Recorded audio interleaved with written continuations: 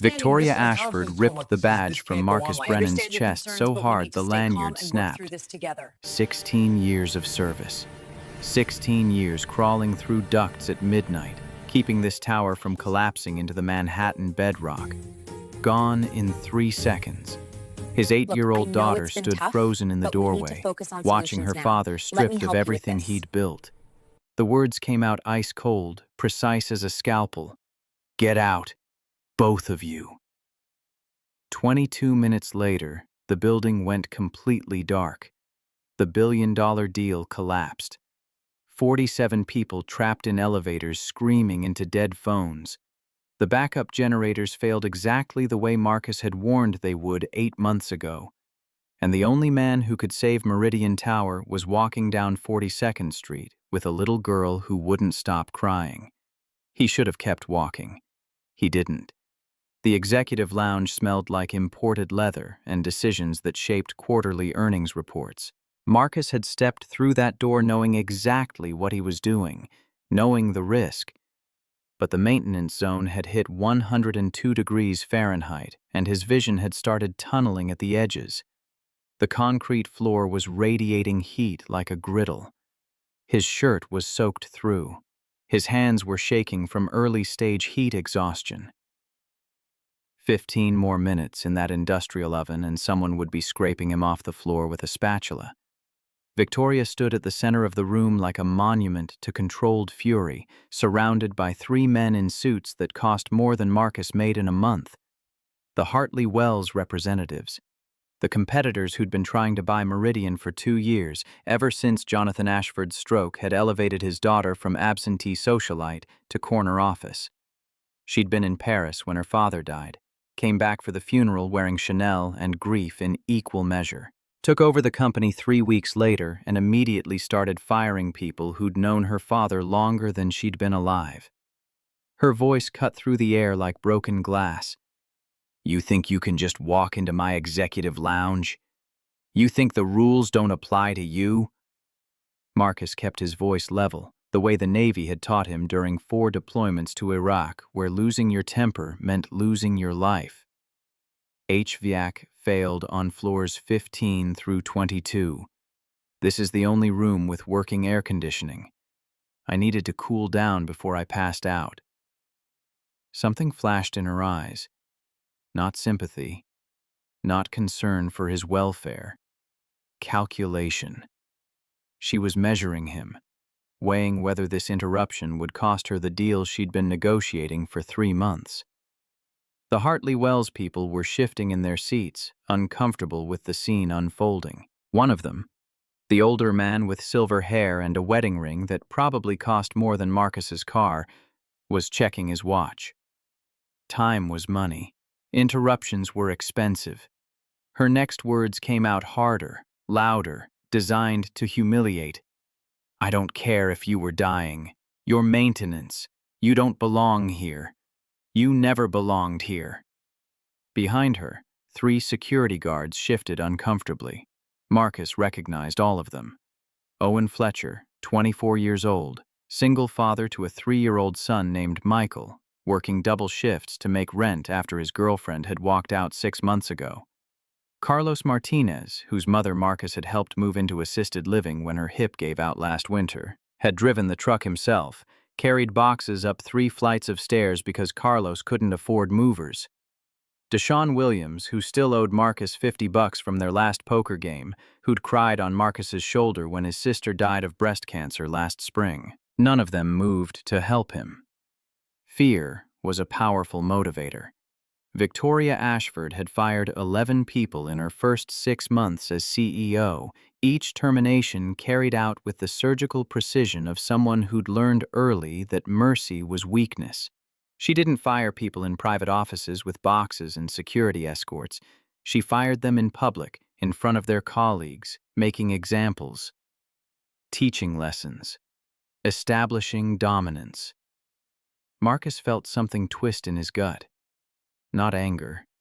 He'd learned to bury that a long time ago, back when the army had discharged him after Sarah's diagnosis, when the hospital bills had eaten through their savings like acid through steel. when he'd stood in line at the food bank with Emma in his arms, praying she wouldn't understand where they were or why they were there. This feeling was older, more familiar. The sensation of being erased, made invisible, reduced to a problem that needed solving through elimination. The small voice from the doorway cut through everything. "Daddy?" Emma stood there in her faded pink backpack, the one with the broken zipper that Marcus kept meaning to fix but never had time for, hair escaping from the braid Marcus had attempted that morning, before realizing he had no idea how to braid hair properly. Sarah had always done Emma's hair. Sarah had done a lot of things that Marcus was still learning to do badly. Her eyes were locked on the badge lying broken on the marble floor, the plastic cracked, the lanyard severed, Marcus's photo staring up at the ceiling like a corpse. The security guard who'd brought her up, Owen, who should have known better, who should have told Emma to wait downstairs, who should have protected her from seeing this, looked like he wanted to sink through the floor. His face was pale. His hands were shaking. He was 24 years old, and he'd just made a mistake that would probably cost him his job too. Marcus's heart stopped. His daughter wasn't supposed to be here. She was supposed to be safe at school, protected from scenes like this, shielded from watching her father get destroyed by people who saw him as less than human. She was supposed to be in Mrs. Patterson's third-grade class learning multiplication tables and reading Charlotte's Web. She was supposed to be anywhere but here. His voice came out rougher than he intended, scraped raw by fear and humiliation. "Emma, what are you doing here?" Her answer was so quiet he almost missed it over the hum of the air conditioning and the shuffle of expensive shoes on marble. "Mrs. Patterson sent me. You forgot to sign my permission slip for the field trip." Her voice trembled on the last word, the way it always did when she was trying very hard not to cry. "Daddy, why is your badge on the ground?" Victoria looked at the girl like she was an insect that had wandered into a boardroom. Her expression didn't shift toward compassion or recognition that she was staring at a child, at someone's daughter, at a human being small enough to be damaged by witnessing cruelty. If anything, her features hardened. The mask she wore, the CEO face, the daughter of Jonathan Ashford face, the woman in charge face, settled more firmly into place. The order came out flat, final, the kind of voice that expected immediate obedience. "Get her out of here. Both of them. Now!" Emma took 3 steps forward. Something in her posture changed, the fear melting into something harder, more solid. She was 8 years old, wearing shoes from the Goodwill donation bin that were half a size too big because Marcus couldn't afford new ones every time her feet grew. But she looked Victoria Ashford directly in the eyes without flinching, without backing down, with the kind of courage that Marcus had only seen in combat veterans and people who'd already lost everything that mattered. The words came out clear, measured, the way Marcus had heard Sarah talk to hostile nurses in the oncology ward during those final terrible months. "You're the lady from the big office, the one with all the windows." Victoria raised an eyebrow, waiting. The Hartley Wells representatives were watching now, distracted from their deal, fascinated by the small drama unfolding. One of them was smiling slightly, the way people smile at car accidents, entertained by tragedy that doesn't touch them personally. Emma continued, her voice gaining strength with each word. "My daddy talks about you sometimes. He says you work really hard. He says you never go home." For a fraction of a second, so brief Marcus almost missed it, so quick he might have imagined it, Victoria's mask cracked, her jaw tightened, her fingers curled at her sides. Something moved behind her eyes, some emotion she crushed immediately, but it had been there. Pain, maybe. Recognition. The knowledge that an 8-year-old child could see what she'd been hiding from everyone else. Emma wasn't finished. "He also says some people look at things, but they don't really see them. Like when the building makes noises at night and nobody listens except him. He says that's why things break, because people stop paying attention." The silence that followed felt like standing on a frozen lake, hearing the ice crack beneath your feet, knowing the water below was deep and cold enough to kill. The air conditioning hummed, someone's phone buzzed. The city noise filtered up from 40 floors below. Car horns, sirens, the constant mechanical heartbeat of Manhattan. Victoria stared at the 8-year-old girl standing in her executive lounge. This child with messy hair and second-hand shoes and eyes that were far too old for her face, speaking truth that cut deeper than any boardroom attack, any hostile takeover attempt, any quarterly report showing declining profits. Her voice, when she finally spoke, had changed. Quieter, colder, like she was trying to freeze something before it thawed and became real. Get them out. The elevator felt like a coffin. Marcus held Emma's hand as they descended. 34 floors. Each one a year of his life he'd never get back. The digital numbers ticked down with mechanical indifference. 33, 32, 31. Each floor marker another reminder of everything he was losing. His job, his income, his health insurance, the small measure of stability he'd managed to build after Sarah died, the future he'd been trying to construct for Emma, brick by careful brick, all of it collapsing faster than he could catch the pieces. Emma's voice came out small, scared, the way it had sounded in the hospital when the doctors told her that Mommy wasn't going to get better. "Daddy, did I say something wrong?" He squeezed her hand, feeling how small it was in his, how fragile. "No, sweetheart. You said something true. That's different." She looked up at him with those eyes that were too much like Sarah's, too perceptive for a child who'd already lost so much, who'd already learned that the world was neither fair nor kind. But she looked so mad. The words came out before he could stop them. The kind of truth you tell your daughter because lying would be worse, because she deserved honesty even when honesty hurt. Sometimes the truth makes people mad, especially when they're not ready to hear it. The elevator stopped. The doors opened onto the marble lobby where Marcus had walked through every morning for 16 years. The security desk where he'd joked with the overnight guards about baseball and politics and whose turn it was to buy donuts. The maintenance closet where he kept his tools, each one carefully organized, each one an extension of his hands. The employee break room where Catherine Walsh, the 71-year-old cleaning woman who'd worked at Meridian for 40 years, always saved him a cookie from the cafeteria. Oatmeal raisin, his favorite, which she somehow remembered even though he'd only mentioned it once 3 years ago. All of it slipping away like water through his fingers. He had $89 in his checking account. He knew the exact number because he'd checked it that morning, the way he checked it every morning, the way he'd been checking it obsessively since Sarah died, and the bills started arriving in waves that never stopped. Rent was due in 4 days, $2,100 for a 2-bedroom walk-up in Queens that smelled like mildew when it rained and had windows that wouldn't fully close, letting in street noise and winter cold and the constant reminder that they were barely hanging on. Emma's school lunch account was $47 in the red, which meant she'd been eating the alternative lunch for 2 weeks, a cheese sandwich and an apple while other kids got hot meals. The school had sent 3 notices. Marcus had ignored them all because what else could he do? The landlord had already slid 2 notices under the door, each one more threatening than the last, each one using words like eviction and legal action and final warning.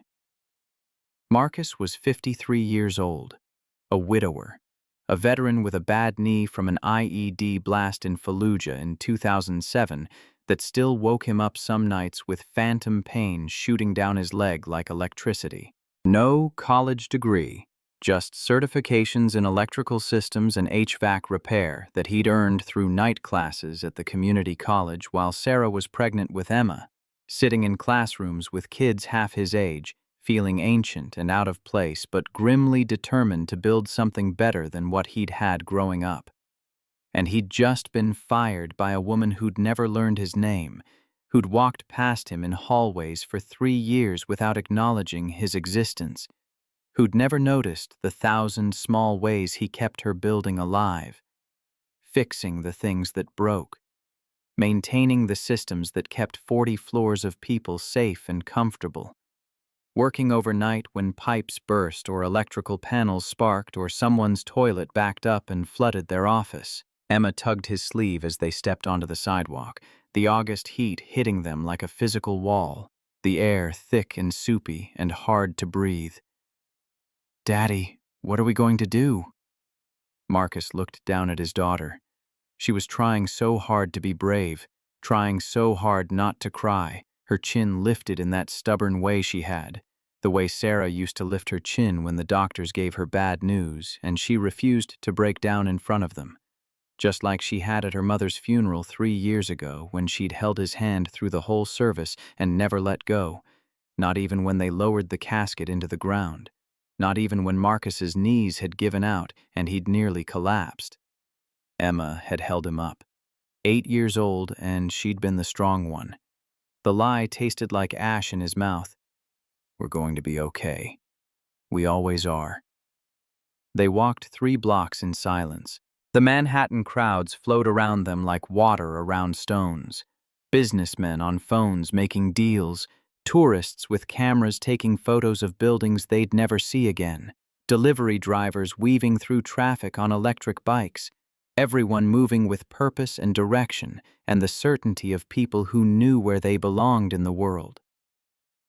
Nobody looked at the man in work clothes holding his daughter's hand. Nobody saw them disappearing into the city's indifferent sprawl. They were invisible. They'd always been invisible. Marcus checked his watch. 2:07 p.m. He knew exactly what was about to happen. He'd known for 8 months, ever since he'd submitted that maintenance report about the failing capacitor in the backup generator, the report that had been rejected because $18,000 wasn't in the budget, the report that had outlined in precise technical detail what would occur when the building's electrical load peaked during afternoon operations.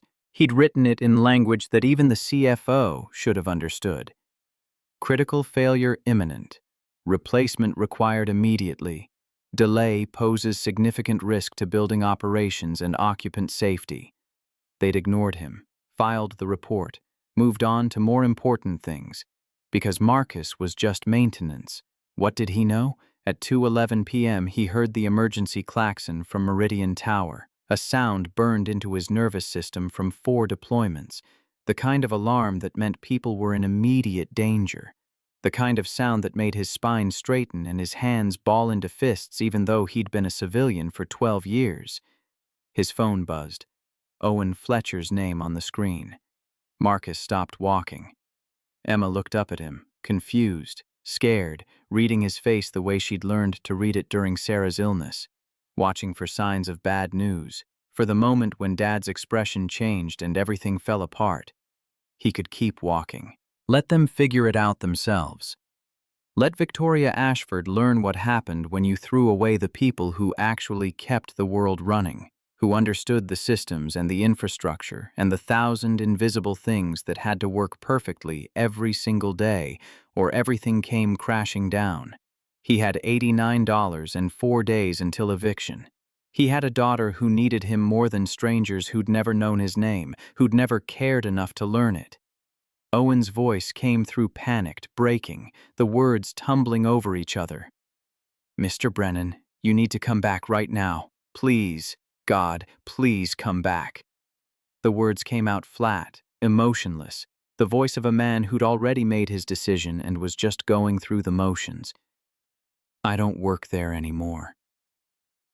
Owen was crying. Marcus could hear it in his breathing, in the hitch in his voice between words. The building's dead. Everything. Lights, elevators, backup systems, all of it. The Hartley Wells people are stuck between floors, and Ms. Ashford has her big signing in 20 minutes, and nobody knows what to do, and the engineers are saying they need specialized equipment and it'll take hours, and... His voice cracked completely, dissolved into something raw and desperate. "Mrs. Walsh is trapped. She's 71 years old, Mr. Brennan. She's having a heart episode. She can't breathe properly. The EMTs can't get to her because the elevators are dead and she's on the 19th floor, and they're saying she might not make it if someone doesn't get the power back on in the next 15 minutes. Catherine Walsh. The woman who'd brought homemade soup when Sarah was dying. Chicken noodle with actual chicken, not the canned stuff, made from scratch because she'd known Marcus couldn't afford to buy groceries and cook meals at the same time. Who'd sat with Emma in hospital waiting rooms when Marcus couldn't leave his wife's bedside, reading picture books in her soft Irish accent, distracting a 6-year-old from the fact that her mother was dying 3 floors up. Who'd slipped cash into his locker with notes that said, "For the little one," when she thought no one was looking. $20 here, $50 there.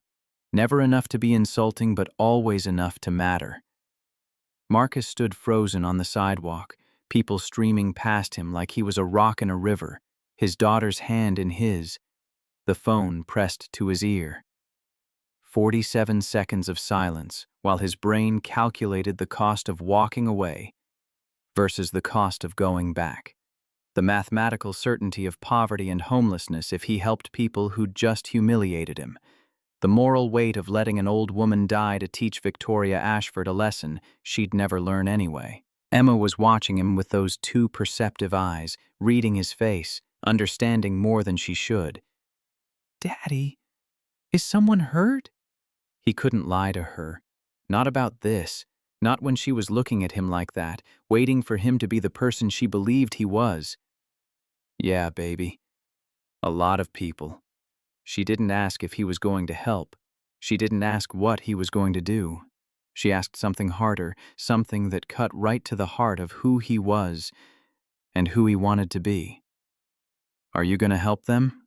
The truth came out raw, scraped from somewhere deep in his chest. "I don't know if I should." Emma's grip on his hand tightened. Her voice came out steady, older than 8 years old, carrying the weight of watching her mother die, and understanding that sometimes you had to do hard things anyway, that sometimes being good meant doing things that hurt. "Mom would want you to. Even if they were mean." Sarah's voice in his memory, clear as if she were standing next to him on the hot sidewalk. "Doing the right thing isn't about whether people deserve it, Marcus. It's about who you are. It's about who you choose to be when no one's watching." Marcus looked at his daughter. This fierce, stubborn, impossibly wise little girl who'd already lost so much, who'd watched her mother waste away to nothing, who'd held Marcus's hand at the funeral and whispered, "It's okay, Daddy, I'm here," when he'd started to fall apart. He thought about Catherine Walsh trapped in an elevator, chest seizing, wondering if anyone was coming. He thought about the night janitors who depended on him to fix the heating before winter hit, who were all immigrants working second jobs, who couldn't afford to lose a single shift. About the security guards who had families and mortgages and children in college. They didn't choose this. Victoria Ashford had made her choices. But the people trapped in the dark hadn't done anything wrong. They were just trying to get through another day. The words came out before he could stop them. "We're going back." Emma nodded slowly, like she was solving an equation in her head, working through the logic. "Okay, but I'm coming with you." His immediate response was automatic, protective. "Emma, you can't—" She cut him off with words that sounded exactly like Sarah, with that same tone of absolute certainty. "You said we're a team. Teams don't split up." Marcus wanted to argue, wanted to tell her to wait at the McDonald's on the corner where it was safe and air-conditioned and far away from whatever disaster was unfolding at Meridian Tower, wanted to protect her from seeing more broken things, from watching him risk his life for people who didn't care about him. But Emma's eyes were locked on his, steady and certain, and he recognized that expression. It was the same look Sarah had given him in the hospice when she'd made him promise not to fall apart after she was gone, when she'd grabbed his hand with what little strength she had left and said, "Promise me you'll be okay. Promise me you'll take care of our girl. Promise me you won't give up." He surrendered. "All right, let's go." They ran the 3 blocks back. Emma's backpack bouncing against her shoulders, Marcus's bad knee screaming with each impact, sending jolts of pain up his leg that he ignored because pain didn't matter when people were dying. By the time they reached Meridian Tower, the lobby was chaos. Emergency lights painted everything in blood-red shadows. People huddled in corners, some crying, some shouting into dead phones, some just sitting with their heads in their hands staring at nothing. Security guards moved through the crowd trying to maintain order and failing badly, their voices swallowed by the noise and panic. The usual hum of the building, the HVAC, the elevator motors, the 1,000 tiny mechanical sounds that meant everything was working properly, had gone silent. The building was dead, and in the silence, you could hear people's fear. Marcus pushed through the confusion with Emma's hand locked in his. He moved with purpose, with direction, like a man who knew exactly where he was going and what he needed to do. Because he did. He'd spent 16 years learning every system in this building, every wire and pipe and junction box. He'd crawled through spaces that engineers had only seen on blueprints. He'd fixed things that other people didn't even know were broken. Meridian Tower talked to him in ways it spoke to no one else. He could hear it dying now. Owen appeared from the crowd, face slick with sweat, eyes red from crying. Thank God you came back. It's bad, Mr. Brennan, really bad. The engineers don't know what to do, and the fire department is stuck in traffic and misses. Walsh's... Marcus was already heading toward the service corridor, pulling Emma with him. Main junction's in the sub-basement. If I can reroute power from the emergency grid, I can get the elevators moving. Owen jogged to keep up, his radio crackling with voices reporting more problems. But the fail-safes, the automatic systems should have... Marcus didn't slow down. Forget the fail-safes. The fail-safes are dead. That's what I've been trying to tell you people for 8 months. The capacitor's shot. The whole backup system is compromised. I need to bypass it manually. They reached the service elevator, the old one, the manual one that nobody used anymore because it was slow and creaky and smelled like motor oil and rust. It didn't rely on the building's main electrical system. It was mechanical, operated by cables and counterweights, the way elevators had worked 100 years ago. Marcus pulled open the gate with a screech of metal on metal and stepped inside. His voice came out firm, non-negotiable. Stay here, Emma. Emma's response was just as firm. No. He turned to face her, ready to argue, to use his father voice, to pull rank. Emma, I'm not leaving you. She stepped into the elevator and grabbed the safety rail with both hands, her knuckles white. I'm not leaving you. Not ever. Marcus looked at his daughter for a long moment. 8 years old. Already too familiar with loss. Standing in a manual elevator in a dying building because she refused to let him face danger alone. Because she'd already lost her mother, and she wasn't going to lose him too. Not if she could help it. Not if staying close meant she could keep him safe through sheer force of will. He reached out and pulled her close, kissed the top of her head. Hold on tight, and don't touch anything. The sub-basement was a maze of shadows and pipes, lit only by emergency lights that cast everything in sickly green. Marcus moved through it like a man walking through his own bloodstream, knowing every turn without thinking, his hands reaching for valve handles and junction boxes in the dark. He'd spent more hours down here than he could count. Knew every valve, every junction, every quirk of the aging infrastructure. The building talked to him. The whine of dying pumps, the groan of overloaded circuits, the desperate hum of systems trying to stay alive on reserve power that was draining by the second. He pointed to a junction box in the corner, half hidden behind a support column, covered in decades of dust and grime. There. The surge blew the main breaker, and because the backup capacitor's shot, the generators can't jumpstart the grid. The whole system's cascading. Every backup is trying to come online and failing, which triggers the next failsafe, which fails, which triggers the next one. It's eating itself alive. Emma's voice was small in the darkness, echoing off concrete walls. Can you fix it? Marcus was already pulling tools from the emergency kit mounted on the wall. Wire cutters, electrical tape, a voltage meter, all of it covered in dust because nobody came down here anymore. Maybe. But I need to reroute power from the emergency reserves. That means bypassing about 6 different safety protocols that exist for very good reasons. If I mess this up, I could fry every circuit in the building. Or I could fry myself.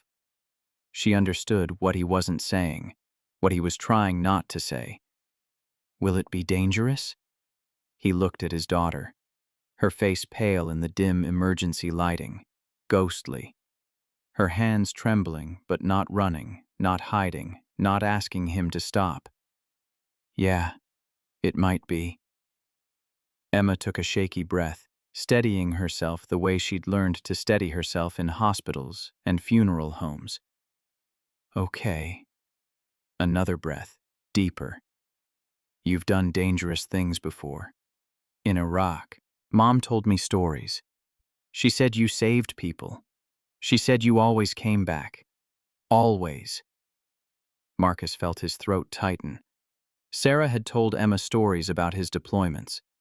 Stories he'd never told her himself because he didn't want Emma to know about Fallujah and Ramadi and all the places where Marcus had learned that fear was something you acknowledged and then ignored because people were counting on you, because your squad depended on you, because if you let fear stop you, then people died. His voice came out rough with emotion. I'll come back. I promise. He went to work. His hands moved from muscle memory, testing connections, tracing faults, coaxing the old systems back to life the way he'd done hundreds of times before. The junction box was hot to the touch, the metal warm enough to burn skin. The wiring was frayed, insulation cracking, bare copper showing through in places. Every time he touched a connection, sparks jumped and danced like angry fireflies, showering down in little cascades of light. One wrong move, and he'd fry himself. But somewhere above him, 47 people were trapped in the dark. Catherine Walsh was having a heart episode, and Victoria Ashford was about to lose everything she'd built on top of what her father had built on top of the labor of people like Marcus, who kept the machinery running. 3 minutes in, a spark caught the insulation. Small flame, acrid smoke filling the small space with the smell of burning plastic. Marcus tore off his jacket and smothered it, the smell of burned cotton joining the burning plastic, his hands coming away with new burns to add to the collection of scars from 16 years of maintenance work. Emma made a small sound but didn't scream. She was singing now, softly to herself. Some lullaby Sarah used to hum when nightmares woke her. A melody Marcus half remembered from when Emma was a baby, and Sarah would rock her to sleep in the chair by the window, while Marcus studied for his certification exams. 7 minutes in, his bad knee gave out. The pain shot up his leg like electricity, like the IED blast all over again, like shrapnel tearing through muscle and bone. He dropped to a crouch, then to his knees, crawling the last few feet to reach the backup relay because standing wasn't an option anymore, and there wasn't time to wait for the pain to pass. 11 minutes in, Catherine Walsh's voice crackled over the walkie-talkie Owen had given him before they descended. I can't breathe properly, Owen. Tell my son, tell Patrick I love him. Tell him I'm sorry I won't make it to his wedding next month. Tell him. Marcus worked faster, sweat dripping into his eyes, stinging, blurring his vision, hands shaking from adrenaline and exhaustion and the knowledge that an old woman was dying 19 floors above him while he fumbled with wires in the dark. Emma stood against the far wall, still singing, her voice steady even though her face was pale and her hands were clenched so tight her knuckles were white. The melody filled the space, gave him something to focus on besides the very real possibility of electrocution, besides the timer counting down in his head. The final bypass required connecting 2 live wires without insulation. His gloves had burned through during the small fire, the rubber melted and useless. 40% chance of cardiac arrest if he misjudged the amperage. Maybe higher, but the alternative was letting people die in the dark while he played it safe. Emma's whisper cut through everything. "Daddy, be careful." He met her eyes across the shadowy space.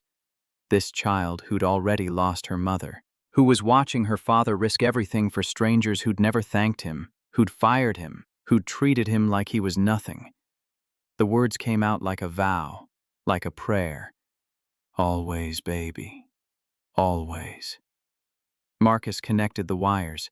The spark was blinding, violent, like looking into the sun. He jerked back, heart hammering, waiting for the shock that would stop his heart. 3 heartbeats of absolute silence while the universe decided whether he lived or died. Then the lights flickered. Once, twice, and Meridian Tower roared back to life. The pumps hummed. The circuits sang their electric song. The emergency grid handed off to main power with a clunk that echoed through the walls like a heartbeat restarting, like a patient coming back from code blue. Above them, 47 people would be stepping out of elevators, blinking in the sudden light, wondering who had saved them, never knowing it was the man in burned work clothes who'd been fired that morning. They would never know his name. Marcus slumped against the junction box, every muscle trembling, his hands burned, his knee a ball of agony, but Emma was safe, and the building was alive, and somewhere far above in that executive lounge with its leather chairs and billion-dollar deals, Victoria Ashford was learning something she should have known all along. Emma threw her arms around him. "You did it!" He held her tight, his whole body shaking. "We did it." She pulled back, studying his face with those 2 old eyes. "The mean lady's okay now?" Marcus nodded, too exhausted for words. "Everyone's okay now." Emma was quiet for a moment, processing. "Even though she was mean to you?" The truth came out simple and clean. Especially then, because doing the right thing isn't about whether people deserve it. It's about who we choose to be. The coffee shop on 53rd and Lexington smelled like burnt espresso and broken promises. Marcus arrived at 11:40 a.m. on Wednesday, day 3 of his unemployment. Old habits from the Navy died hard. Know every exit before someone walks through the door, sit with your back to a wall, keep your hands free. He chose a table in the back corner with clear sight lines to the entrance and the service exit through the kitchen. 2 ways out. Always 2 ways out. That had kept him alive in Fallujah. It would keep him alive now, even if the threat was just awkward conversation with a woman who'd destroyed him. Victoria walked in at 11:43, 17 minutes early. She wore jeans and a gray sweater, hair pulled back in a ponytail that made her look younger than 38, more vulnerable than the woman who'd ripped his badge off 2 days ago. No heels, no armor, no designer suit. Just a woman trying very hard not to look like a CEO, trying to hide in plain sight among the midday crowd of freelancers and students with laptops. Her opening was careful, tentative. "You're early." Marcus kept his voice neutral, giving her nothing. "So are you." She slid into the chair across from him. Her hands shook, a fine tremor that she tried to hide by shoving them under the table, but Marcus had already seen. He'd seen the same tremor in soldiers before combat, in Sarah before doctor's appointments, in Emma at the funeral. Fear had a physical signature. Victoria Ashford was terrified. The words came out rushed, like she'd rehearsed them, but they were coming out wrong anyway. "Thank you for coming. I wasn't sure you would. After everything I did, I wouldn't have come if I were you. But I'm glad you're here. Thank you." He gestured at the check he'd brought with him, still uncashed, sitting on the table between them like evidence in a trial. "You're paying me to be here. That's 3 months of rent. Hard to say no to that." Something flickered across her face. Shame, maybe, or recognition of the vast gulf between their financial realities. Between a woman who could write an $8,000 check without thinking about it and a man who counted pennies at the grocery store. It's what you were owed. 16 years of service. The severance they gave you was insulting. Marcus studied her across the scarred wooden table, the dark circles under her eyes like bruises, the tension in her jaw, muscles tight enough that he could see them working, the way she kept glancing toward the door like she expected someone to burst through and expose whatever secret she was carrying. She looked like someone who hadn't slept in days, like someone being hunted. His voice came out direct, cutting through the careful politeness. You said someone's trying to destroy your company. Start there. Victoria took a breath, steadying herself. 6 months ago, we started noticing irregularities. Small things at first. Shipments that were supposed to arrive on Tuesday showing up on Thursday, just late enough to cause problems, but not late enough to trigger penalty clauses. Research data corrupted in ways that looked like software glitches, random file corruption, the kind of thing that happens sometimes, except it kept happening to critical files. Key employees leaving without explanation. Good people, loyal people, suddenly taking jobs elsewhere for no clear reason. And when I asked them why they left, they couldn't give me a straight answer. Or they wouldn't. She pulled out her phone with hands that still trembled slightly and slid it across the table. Marcus looked at the screen. Financial records, bank statements, transaction histories, all of them linked to offshore accounts bearing Victoria Ashford's name. The numbers were staggering. Millions of dollars moving through shell companies in the Cayman Islands, Panama, Singapore. Money laundering on a scale that would put her in federal prison for 20 years if it were real. Her voice was tight, controlled, the voice of someone holding panic at bay through sheer force of will. These are fake. I've never seen these accounts in my life. I've never moved money offshore. I've never done any of this. But they're good fakes. Good enough that the board of directors launched an internal investigation 3 weeks ago. Good enough that 3 board members have already suggested I step down pending the outcome. Good enough that the FBI called me last week asking questions. Marcus set the phone down carefully. You're being framed. A nod, sharp and certain. Yes. And whoever's doing it knows everything about me. My schedule down to 15-minute increments.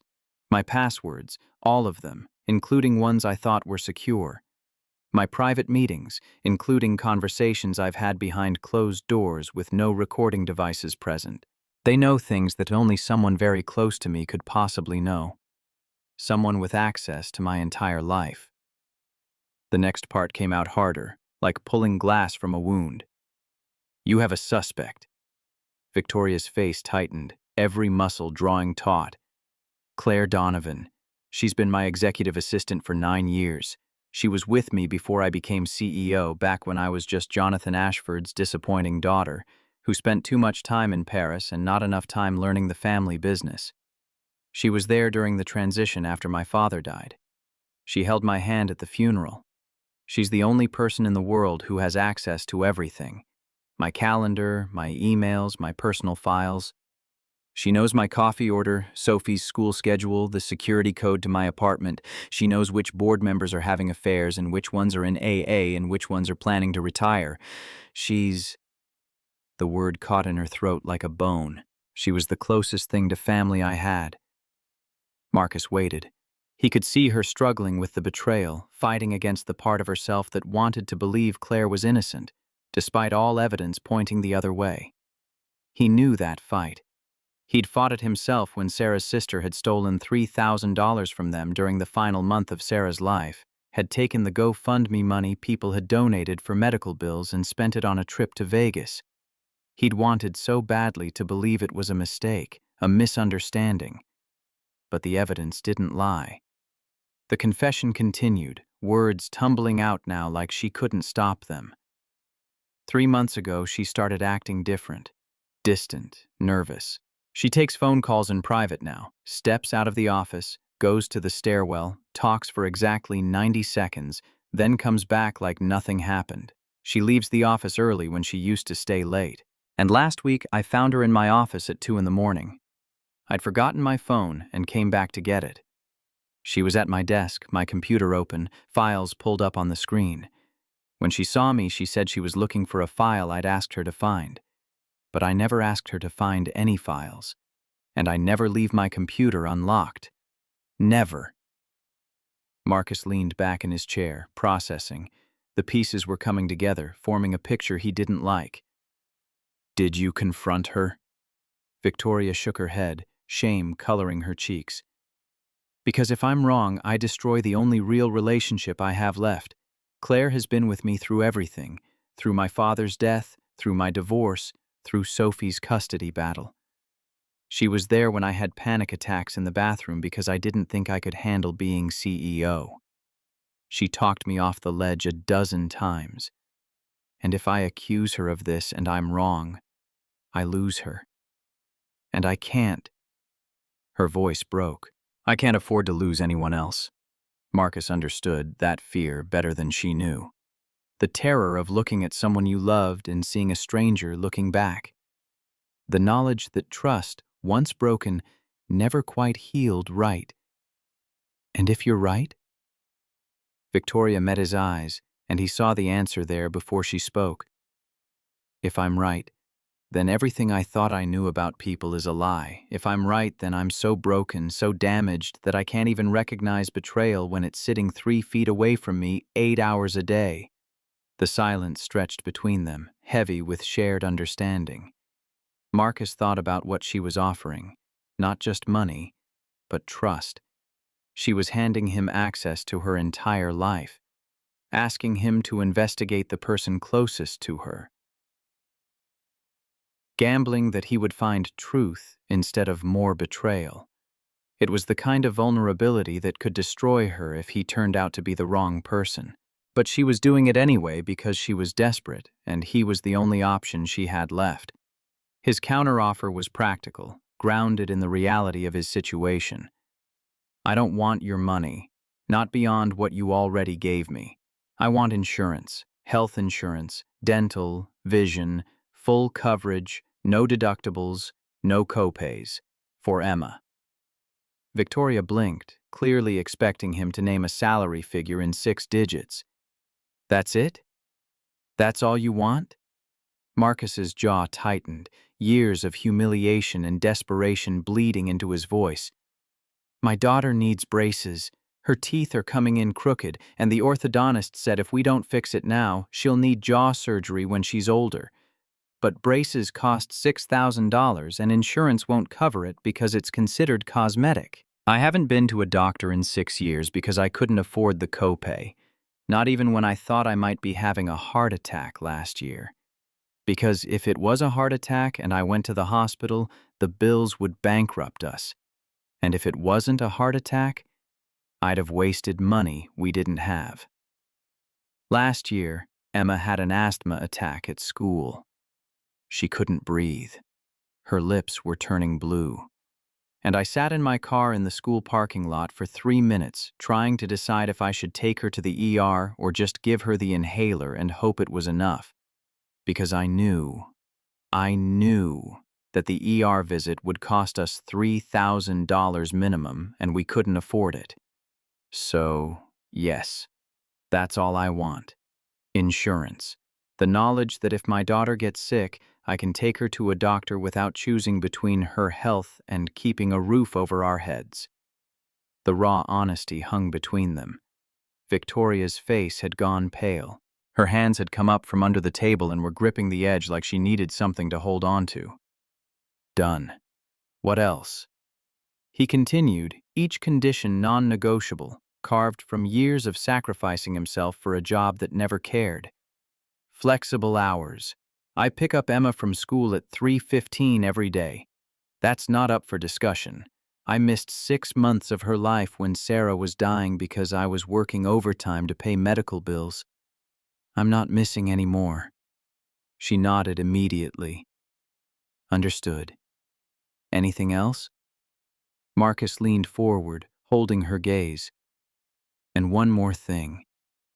If I find out Claire is innocent, if this is all some misunderstanding, or if someone else is setting you both up, you don't fire her, you don't punish her, you apologize, publicly, and you mean it, because I'm not going to be part of destroying another innocent person's life.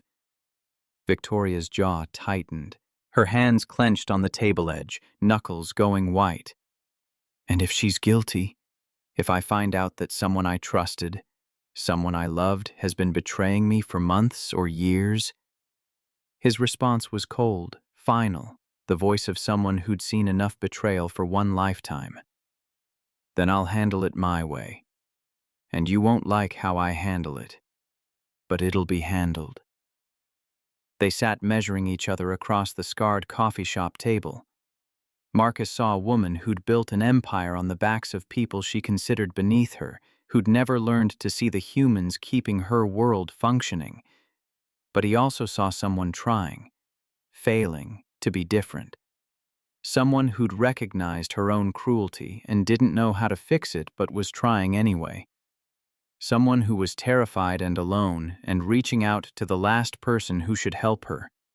Victoria saw, he hoped, a man who wouldn't be bought or intimidated.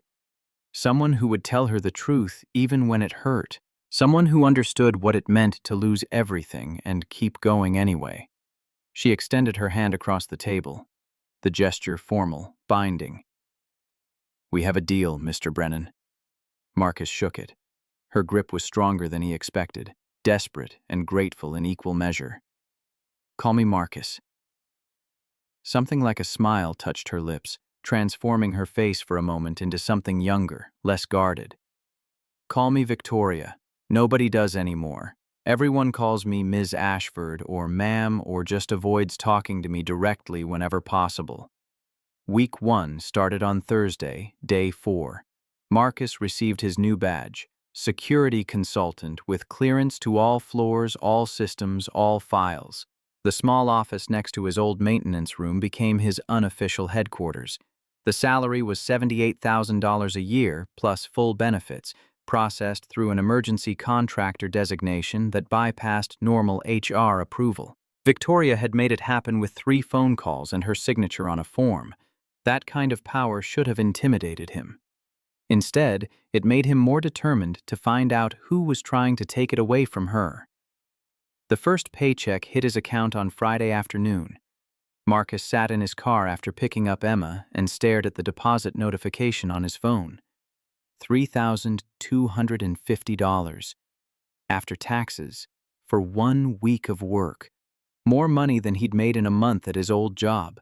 Enough to pay rent with money left over.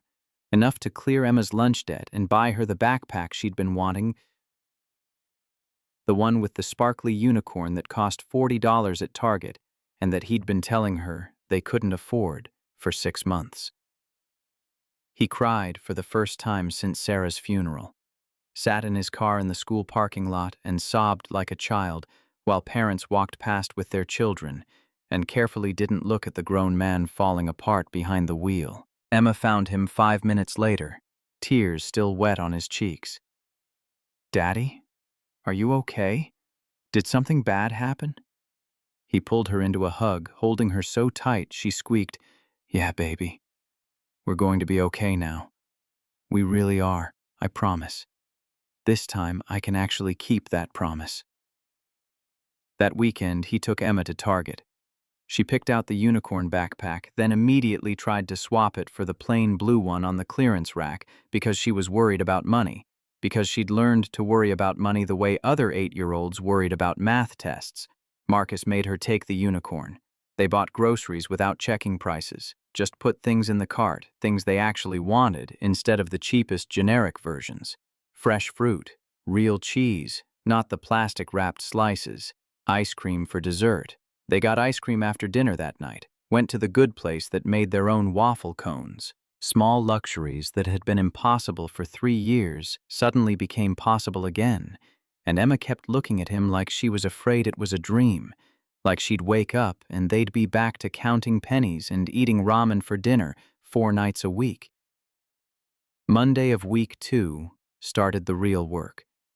Marcus watched Claire Donovan the way he'd learned to watch insurgents in Fallujah.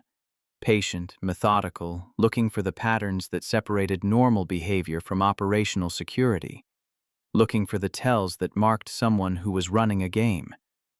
She was professional, perfect even, anticipated Victoria's needs before Victoria knew she had them, remembered everyone's birthday and sent cards from Victoria's office, knew which board members took their coffee black and which ones were secretly in AA and needed to be steered away from client dinners that involved alcohol, knew which vendors were reliable and which ones needed to be micromanaged. She was the ideal assistant, the kind of person corporations built entire training programs around, the kind of person who made executives look good because she handled all the details they couldn't be bothered with.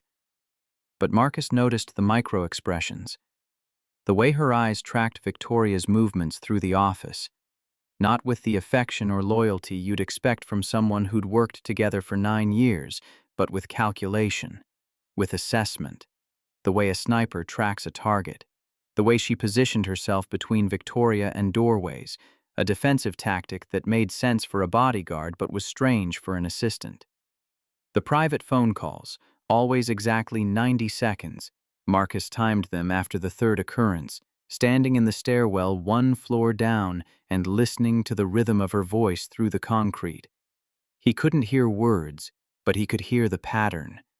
90 seconds, every time. Like she was following a script or checking in on a schedule. Claire was watching him too. She knew he was investigating something, though she couldn't know what or why. She launched a friendly campaign, brought him coffee in the mornings, asked about Emma with what seemed like genuine interest, expressed sympathy about Sarah's death in ways that felt practiced but not insincere. She was good. Really good. The kind of good that came from years of practice at reading people and giving them what they wanted. Marcus played along. He smiled, shared harmless stories about his daughter, accepted the coffee even though he poured it out later in the men's room because you never drank something someone handed you when you were investigating them. The Navy had taught him that paranoia and survival were often the same thing. Trust got you killed. Verification kept you alive. On Tuesday of week 2, day 10 since his firing, Victoria called Marcus into her office. Claire was there, professional and pleasant, tablet in hand. Victoria needed both of them to coordinate security for an upcoming board presentation. The meeting lasted 20 minutes. Claire took notes on her tablet, asked smart questions about sightlines and emergency exits, suggested improvements to the proposed protocol that would actually make things safer. She was good at her job. That was what made this so hard. When Claire left, Victoria waited exactly 10 seconds, long enough for Claire to be out of earshot, but not so long that it would seem suspicious if someone was listening. Before speaking, her voice dropping to a whisper. She's been in my office twice this week when I wasn't here. Building security logged her badge access. Tuesday at 6:45 a.m. and Thursday at 9:30 p.m., both times when she knew I wouldn't be there, both times she was alone. She was in there for 37 minutes on Tuesday and 41 minutes on Thursday. Marcus kept his expression neutral, aware that there might be cameras, that Claire might be watching. What reason did she give? Victoria's hands clenched on her desk, the only outward sign of her distress. She said she was picking up files I'd asked for. But I never asked for files. I never ask her to come to my office when I'm not here. There's no reason for it. If I need something, I call her and she brings it to me, or I get it myself. But when security asked her about it, she had a perfectly reasonable explanation. She even showed them the files. And I couldn't say anything because if I push too hard, she'll know I'm suspicious. The fear in Victoria's voice was palpable. She was watching her entire world betray her, one small discovery at a time, and she couldn't do anything about it without tipping her hand. Wednesday of week 2 brought an unexpected complication. Victoria's assistant for scheduling, not Claire, but a lower-level administrator named Jennifer, who handled the calendar software, quit without notice. Left a brief email at 6 a.m. saying she'd accepted another position and wouldn't be coming in. Victoria's nanny for Sophie also quit the same day, sent a text message at 7:30 saying there was a family emergency and she had to leave the city immediately. Both departures felt scripted, coordinated. Too much coincidence. Victoria was stuck in an emergency board meeting when school let out at 3:15. She called Marcus in a panic, her voice tight with stress. "I have no one to pick up Sophie. Jennifer's gone and I can't reach the backup service and the nanny's not answering her phone and I can't leave this meeting. If I leave, the board will see it as another sign I'm not fit to lead, that I can't handle pressure, that I'm letting personal issues interfere with business. Can you... I know it's not your job, but can you pick her up? Just this once. I'll owe you. I'll figure something out for tomorrow, but just today..." Marcus was already grabbing his keys.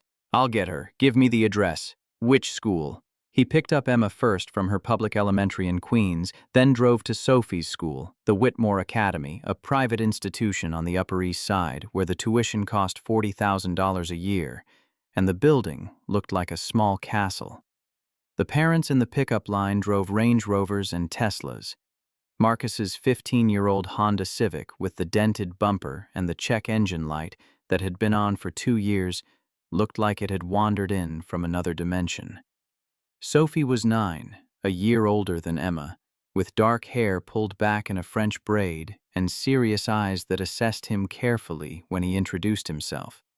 She wore a uniform, navy skirt, white blouse, navy cardigan with the school crest embroidered on it. She looked like she'd stepped out of a catalog for expensive childhood. Her first words were blunt, defensive. "You're the janitor, the one Mom fired." Marcus didn't flinch, didn't react to the implicit accusation. "Used to be. Now I do something else." She studied him as they walked to the car, her assessment thorough and slightly unnerving. "Mom said you saved the building when the power went out." He opened the back door for her. "Just fixed the lights, that's all." Sophie slid into the seat next to Emma, still evaluating him like a specimen under a microscope. "She also said you were kind. That's not something she usually says about people. She doesn't say nice things about anyone, really, except maybe about me, and even then only sometimes." Marcus didn't know how to respond to that kind of brutal honesty from a 9-year-old, so he didn't. He just drove back toward Meridian Tower in silence, while the two girls sized each other up in the back seat like boxers before a match.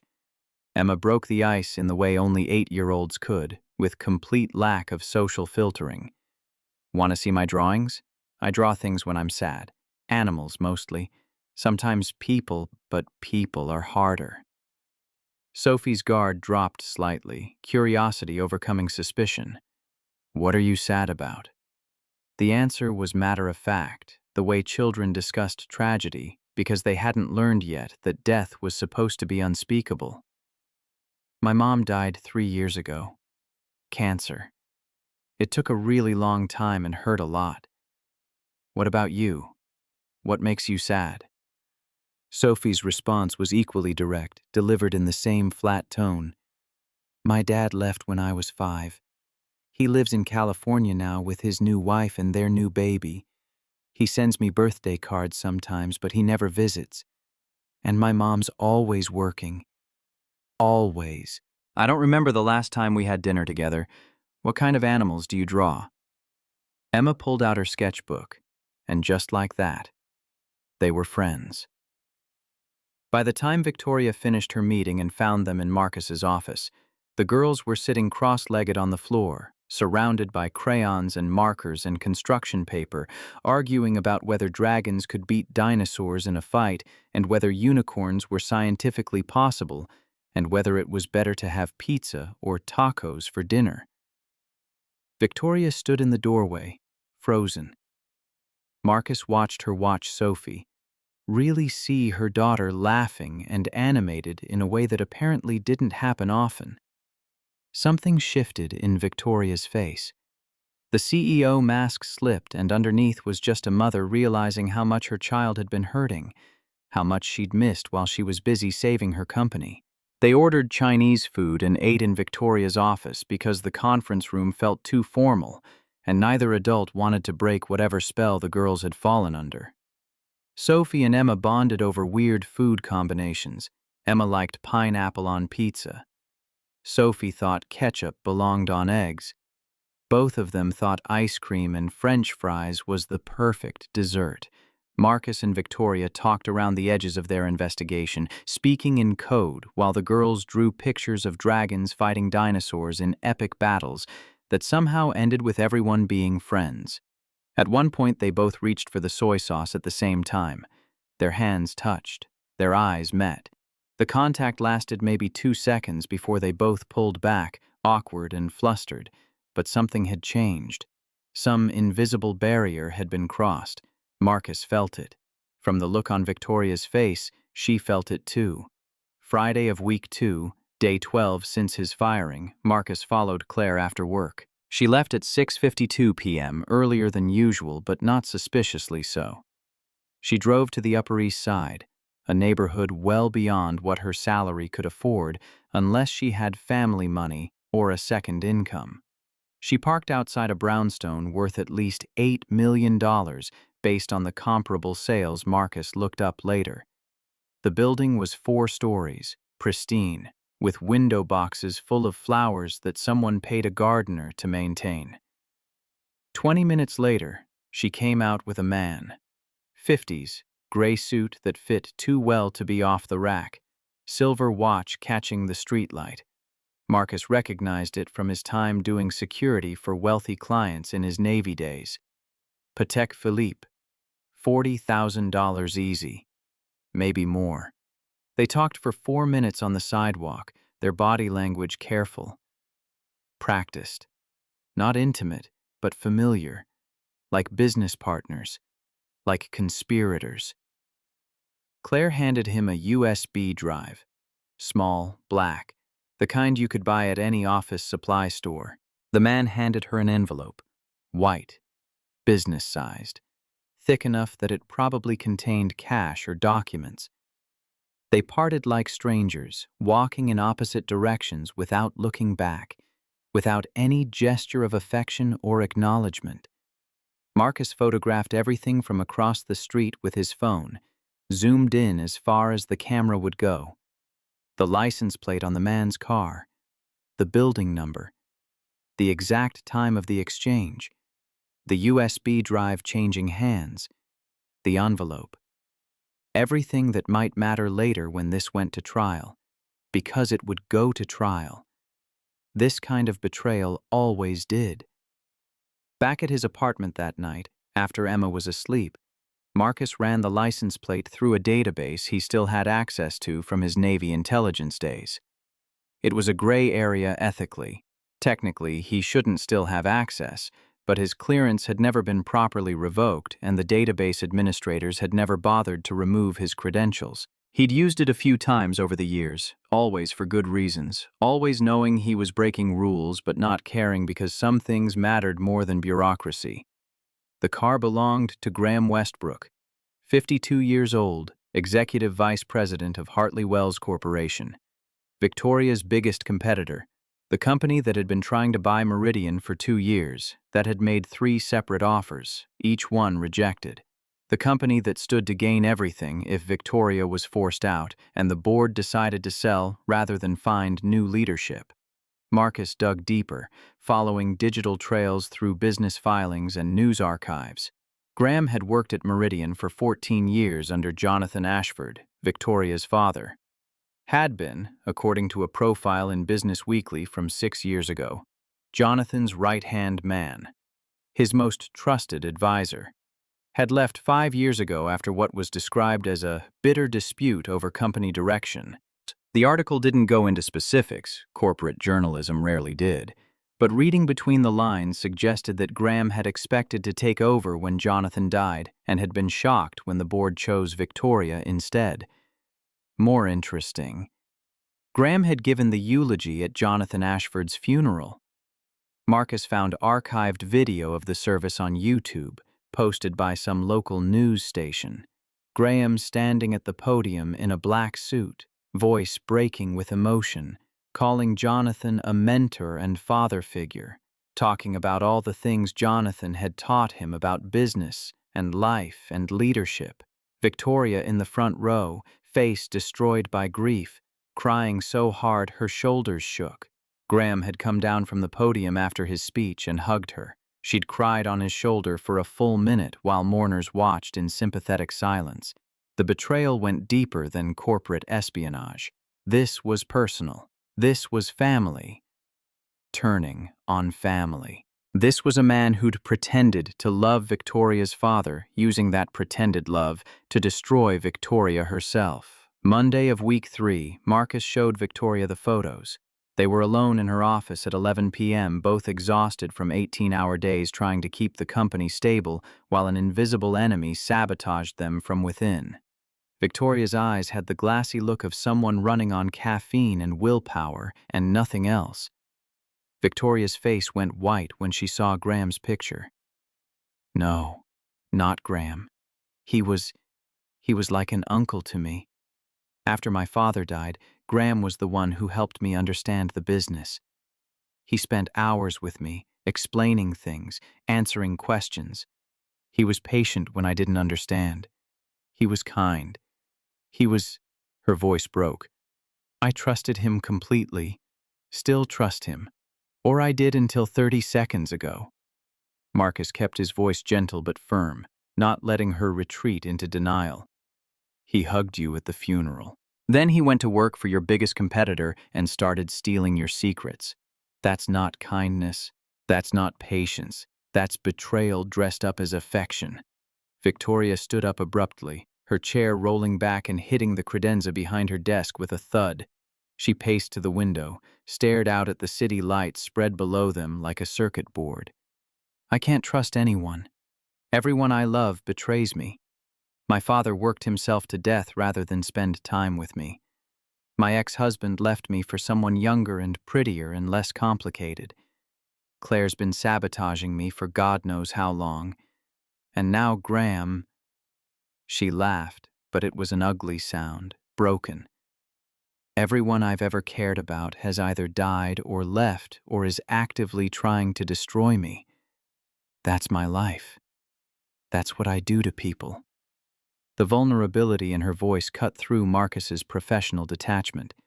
He stood, crossed to where she was standing at the window. Not everyone. Claire betrayed you. Graham betrayed you. Your ex-husband was an idiot who couldn't handle being married to someone stronger than him.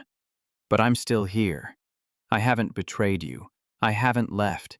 I'm standing right here trying to help you fix this. She turned to face him, eyes glistening with unshed tears. Why? Why are you still here? I was horrible to you. I humiliated you in front of your daughter, in front of people you'd worked with for 16 years. I treated you like garbage, like you were less than human. You should hate me. You have every right to hate me. So why are you here helping me instead of letting me burn? Marcus thought about that question. The honest answer was complicated. He needed the money, needed the insurance, needed to prove to himself that Sarah had been right about him not becoming bitter, that he could still be the man she'd believed he was. But there was more to it than that. Something he hadn't quite articulated even to himself until this moment. His voice came out quieter than he intended. Because everyone deserves a chance to be better than their worst moment. You gave me that chance when you called me the next day, when you offered me this job instead of just walking away. Now I'm giving you one. I'm choosing to see the person you're trying to become instead of the person you were 3 weeks ago. Victoria looked at him like he was speaking a foreign language, like the concept of mercy was so alien she couldn't process it, couldn't fit it into her understanding of how the world worked. I don't deserve that. I don't deserve your kindness. Marcus smiled, sad and tired. Probably not. But you're getting it anyway. That's how grace works. It's not about deserving. It's about choosing to give it even when someone doesn't deserve it. Then something broke inside her. She started crying. Not elegant tears like in the movies, but ugly, gasping sobs that seemed to come from somewhere deep and damaged and long suppressed. Years of grief and fear and loneliness finally finding release. She covered her face with her hands, shoulders shaking, making sounds like an animal in pain. Marcus did what felt natural. He put his arms around her and let her fall apart. She cried into his shoulder for 5 minutes straight, soaking his shirt with tears and probably destroying his professional boundaries forever. But he didn't care. Sometimes people needed to break before they could heal. Sometimes the only help you could offer was just being present while someone fell apart.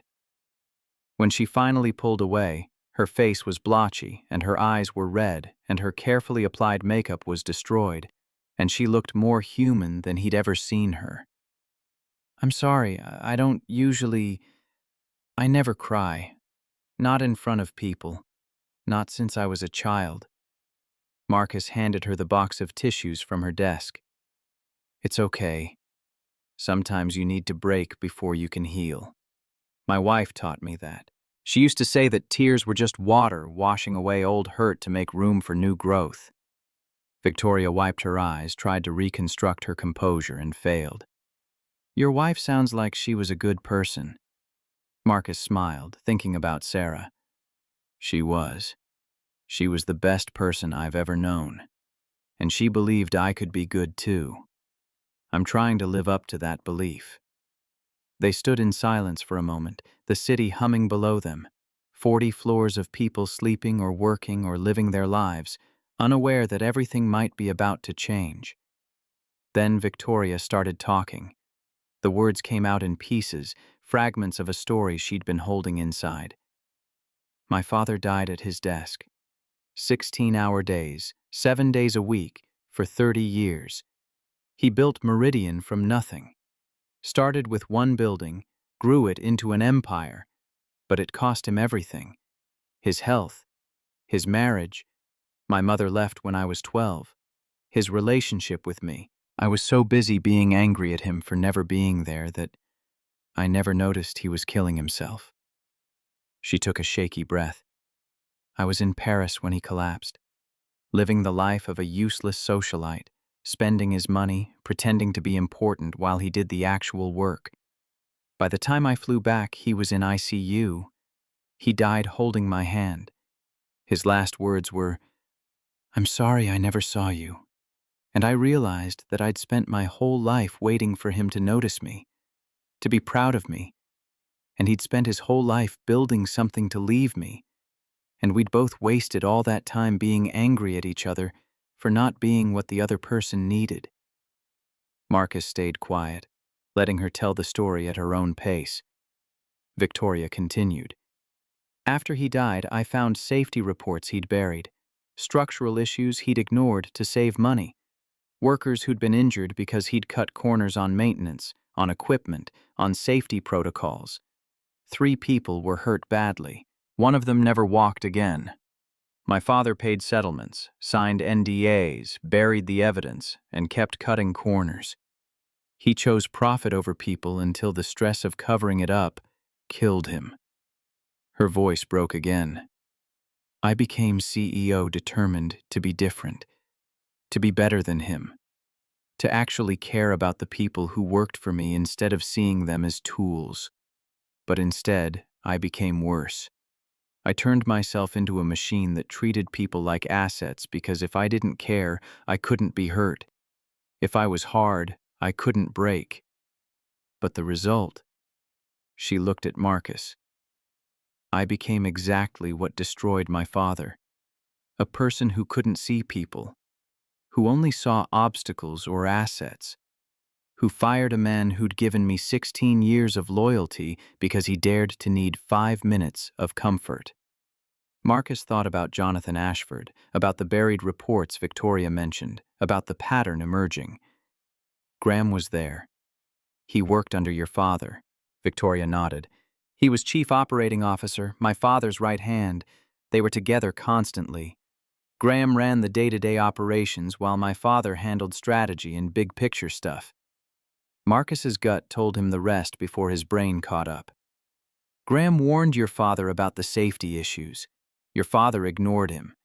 Maybe fired him to keep him quiet when he pushed too hard. The color drained from Victoria's face. How do you know that? Marcus pulled up the files he'd been researching. I hacked the USB metadata that Claire's been copying. She's not just accessing current financial records. She's going into archived files from 5 years ago. Specifically, she's copying safety inspection reports from your father's final year as CEO. Why would Graham want those unless he plans to use them? Unless he's building a case to destroy your father's legacy and your company along with it? Victoria sat down heavily, like her legs wouldn't hold her anymore. Graham doesn't just want my company. He wants to destroy my father's legacy. He wants everyone to know Jonathan Ashford was a monster who hurt people for profit. The realization hit her like a physical blow. Her father had been far from perfect, but he'd been her father. And now, someone was weaponizing his worst sins against her, using his crimes to justify destroying everything he'd built and everything she was trying to make better. Marcus pulled a chair over and sat facing her, their knees almost touching. Then we stop Graham. Not for your father. He made his choices and he'll be judged for them. But for Sophie. So she grows up knowing her grandfather was human, not a monster. So she understands that people are complicated, that they can do terrible things and still love their families. That's the truth. And the truth is always better than a lie, even when it hurts. Victoria looked at him with something like wonder. How do you do that? How do you see the best in people even when they've shown you their worst? He didn't understand the question. Do what? Her voice was soft, amazed. Find the good hiding underneath all the bad. See potential instead of just failure. You looked at me after I destroyed you and saw someone worth saving. How? Marcus thought about Sarah in the hospice, about Emma staying brave during the blackout, about Catherine Walsh saving cookies for him even when he could barely feed his own daughter. I learned it from people who were better than me, people who saw something good in me when I couldn't see it myself. And now I'm trying to pass it on. That's how it works. Grace gets passed forward, mercy gets shared. You can't keep it. You can only give it away. Marcus woke 3 days later in a hospital room that smelled like antiseptic and second chances. The morphine made everything soft-edged and dreamlike, reality bleeding into memory, bleeding into hallucination. He couldn't quite remember how he'd gotten here. There was the pier, the fight, Graham's voice saying something about heroes dying in alleys. Then nothing. Just darkness and the sound of Emma screaming his name from very far away. Emma was asleep in the chair beside his bed now, head pillowed on her arms, dried tear tracks on her cheeks like war paint. Someone, Victoria probably, had covered her with a hospital blanket, the thin, scratchy kind that never kept anyone warm. Her hand was stretched out toward him, fingers just barely touching the edge of his mattress, like even in sleep she needed to maintain contact to make sure he was real. The doctor came in at 6 a.m., spoke in the clipped, efficient tones of someone who'd delivered this speech 100 times and would deliver it 100 more. 3 broken ribs, punctured lung, minor. We've drained the fluid and you should heal without complications. Severe bruising across your torso and back. Mild concussion. You're lucky, Mr. Brennan. Another few minutes and the internal bleeding would have killed you. As it is, you're looking at a week minimum in the hospital and another 2 weeks of restricted activity after that. Marcus tried to speak, but his throat was raw from the intubation tube they'd had down his airway for the first 2 days. The doctor handed him water in one of those plastic cups with the bendable straw. The water tasted like chemicals and mercy. His voice came out scratchy, unfamiliar. How long have I been here? The doctor checked the chart hanging at the foot of the bed. 3 days unconscious. You woke up briefly yesterday, but you probably don't remember. You were still heavily sedated. We've been keeping you under to let your body heal. And Mr. Brennan, the doctor's voice took on a harder edge, the tone of someone delivering news the patient wouldn't want to hear. You're 53 years old, not 25. Your body can't take this kind of damage anymore. Whatever you're doing that puts you in situations where you get beaten nearly to death, you need to stop. The next time, we might not be able to save you. The doctor left. Emma woke up 10 minutes later, saw Marcus's eyes open and focused on her face, and started crying so hard she couldn't breathe. She made a sound like a wounded animal, all the fear and grief she'd been holding back for 3 days, finally finding release. Marcus pulled her onto the bed despite the screaming pain in his ribs. Every breath felt like being stabbed, but he didn't care, and held her while she sobbed into his hospital gown. Her words came out muffled against his chest, desperate and broken. You promised you'd come back. You promised, but you didn't. You stopped breathing in the ambulance, and they had to. She couldn't finish, just cried harder, her small body shaking with the force of it. Marcus smoothed her hair with hands that were bandaged and clumsy, his fingers too swollen to move properly. I did come back, baby. I'm right here. I'm sorry I scared you. I'm so sorry.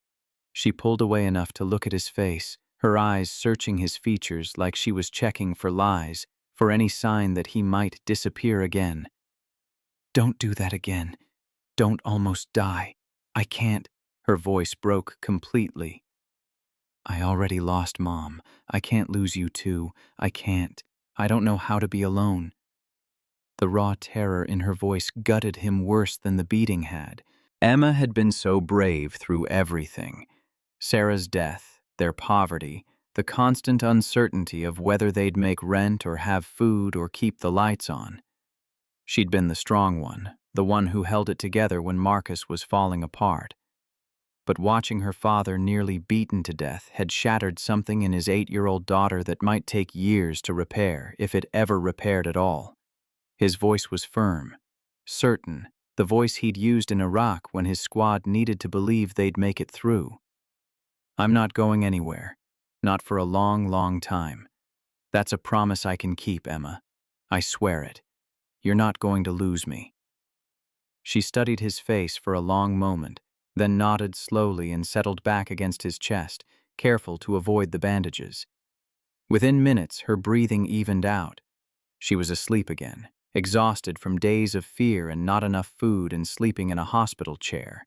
Marcus held her and stared at the ceiling and made promises to God or the universe, or whoever was listening, that he'd be more careful, smarter, less reckless, with the life that wasn't just his anymore but also Emma's. And now, somehow, Victoria's and Sophie's, too. Victoria came every day, brought books, actual physical books from somewhere, the kind with worn covers that had been read before, and read to him when the medication made his vision blur and the letters wouldn't stay still on the page. Brought Sophie, who sat quietly doing homework in the corner, while Emma drew pictures that she taped to every available surface until the hospital room looked like an art gallery dedicated to unicorns and dragons and families holding hands.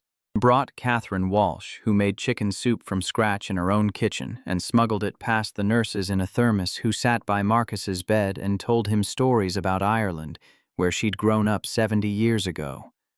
About coming to America with nothing and building a life through sheer, stubborn determination. Owen Fletcher and the other security guards pooled money, $340 collected in a coffee can, and gave it to Emma for her college fund. The gesture made Marcus cry, which hurt his ribs, which made him laugh at the absurdity of pain caused by emotion, which hurt worse. The nurses told him to stop crying and laughing or he'd rupture something. He tried.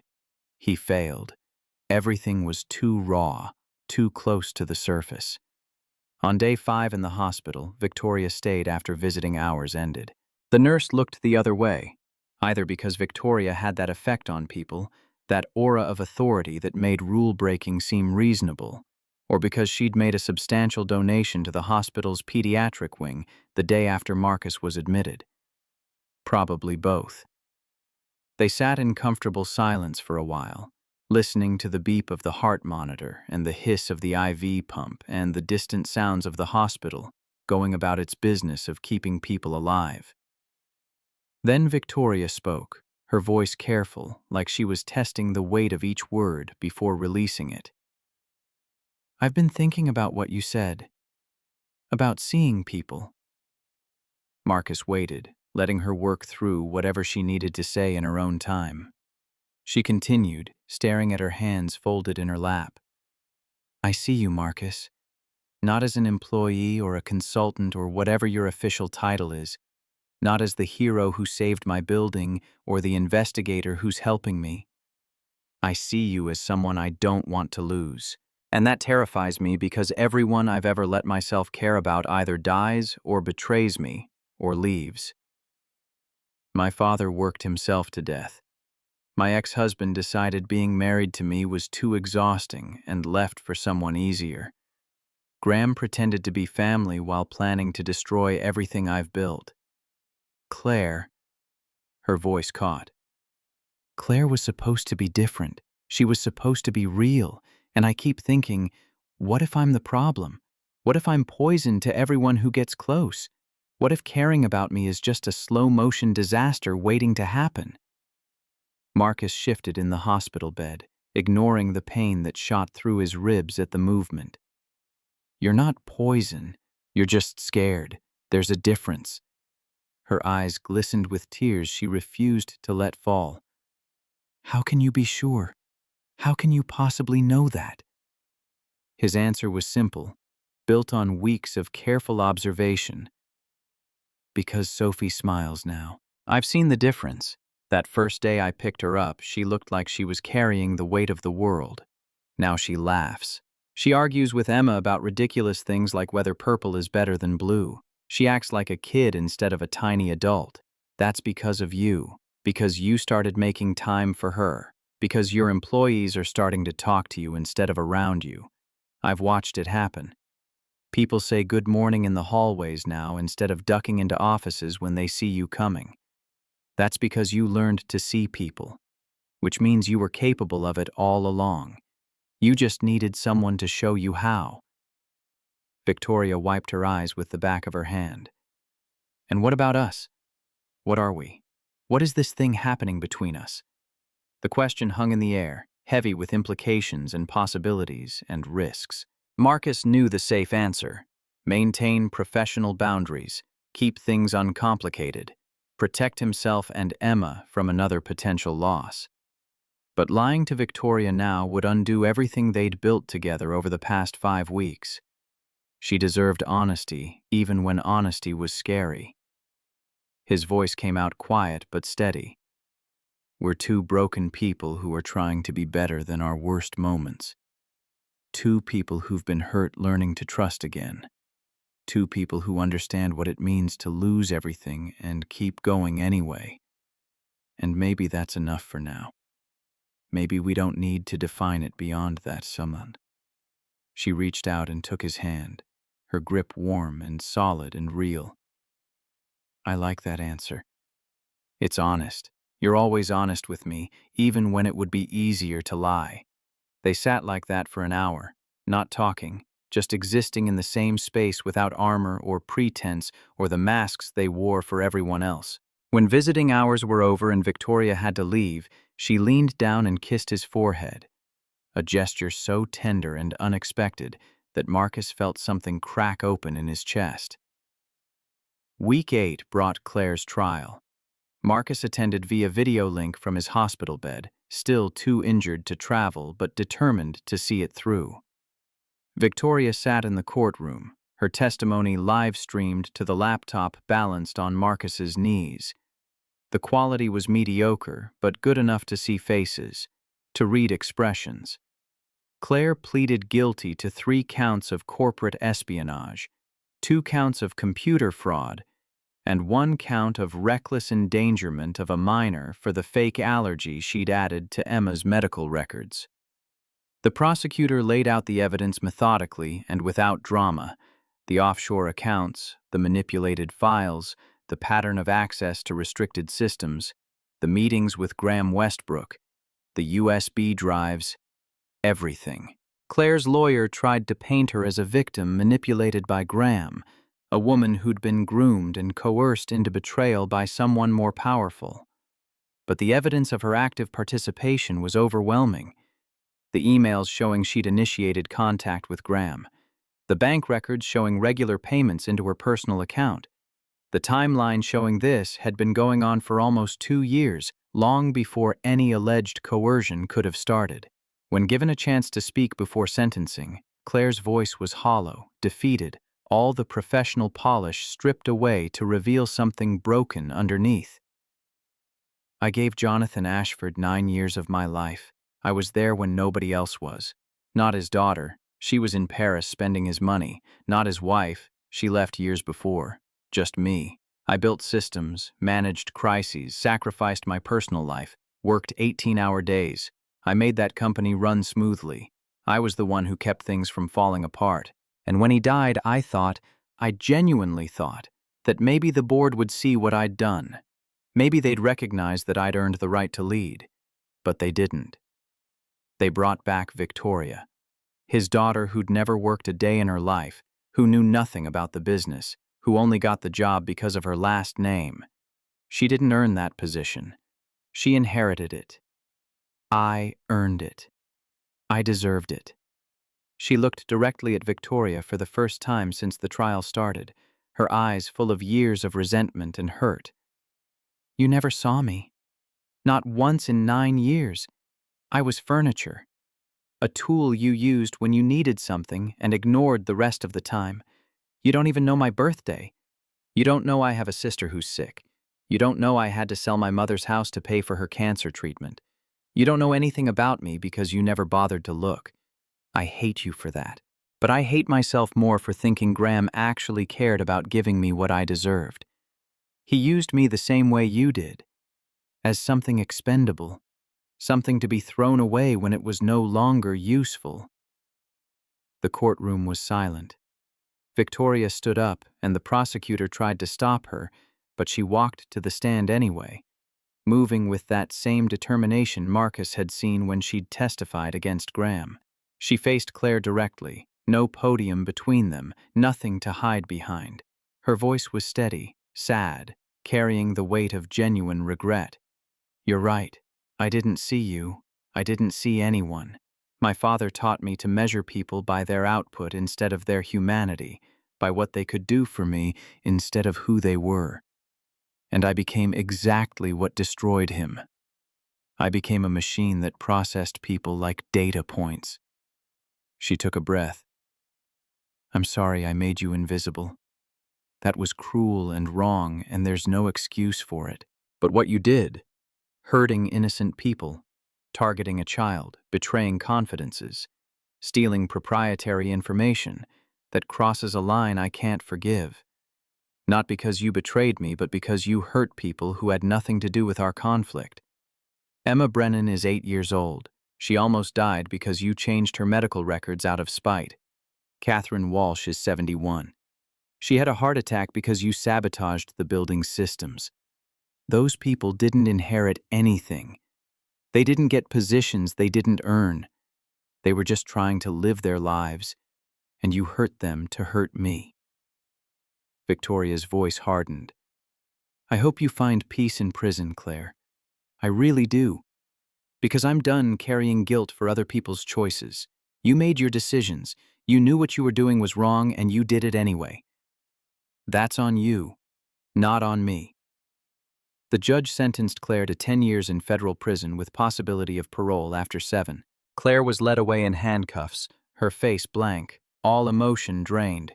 She didn't look back at Victoria, didn't say anything else, just walked out of the courtroom and out of Victoria's life, leaving behind wreckage that would take years to fully repair. Victoria called Marcus that night, her voice raw and exhausted. "You were right. It doesn't feel good.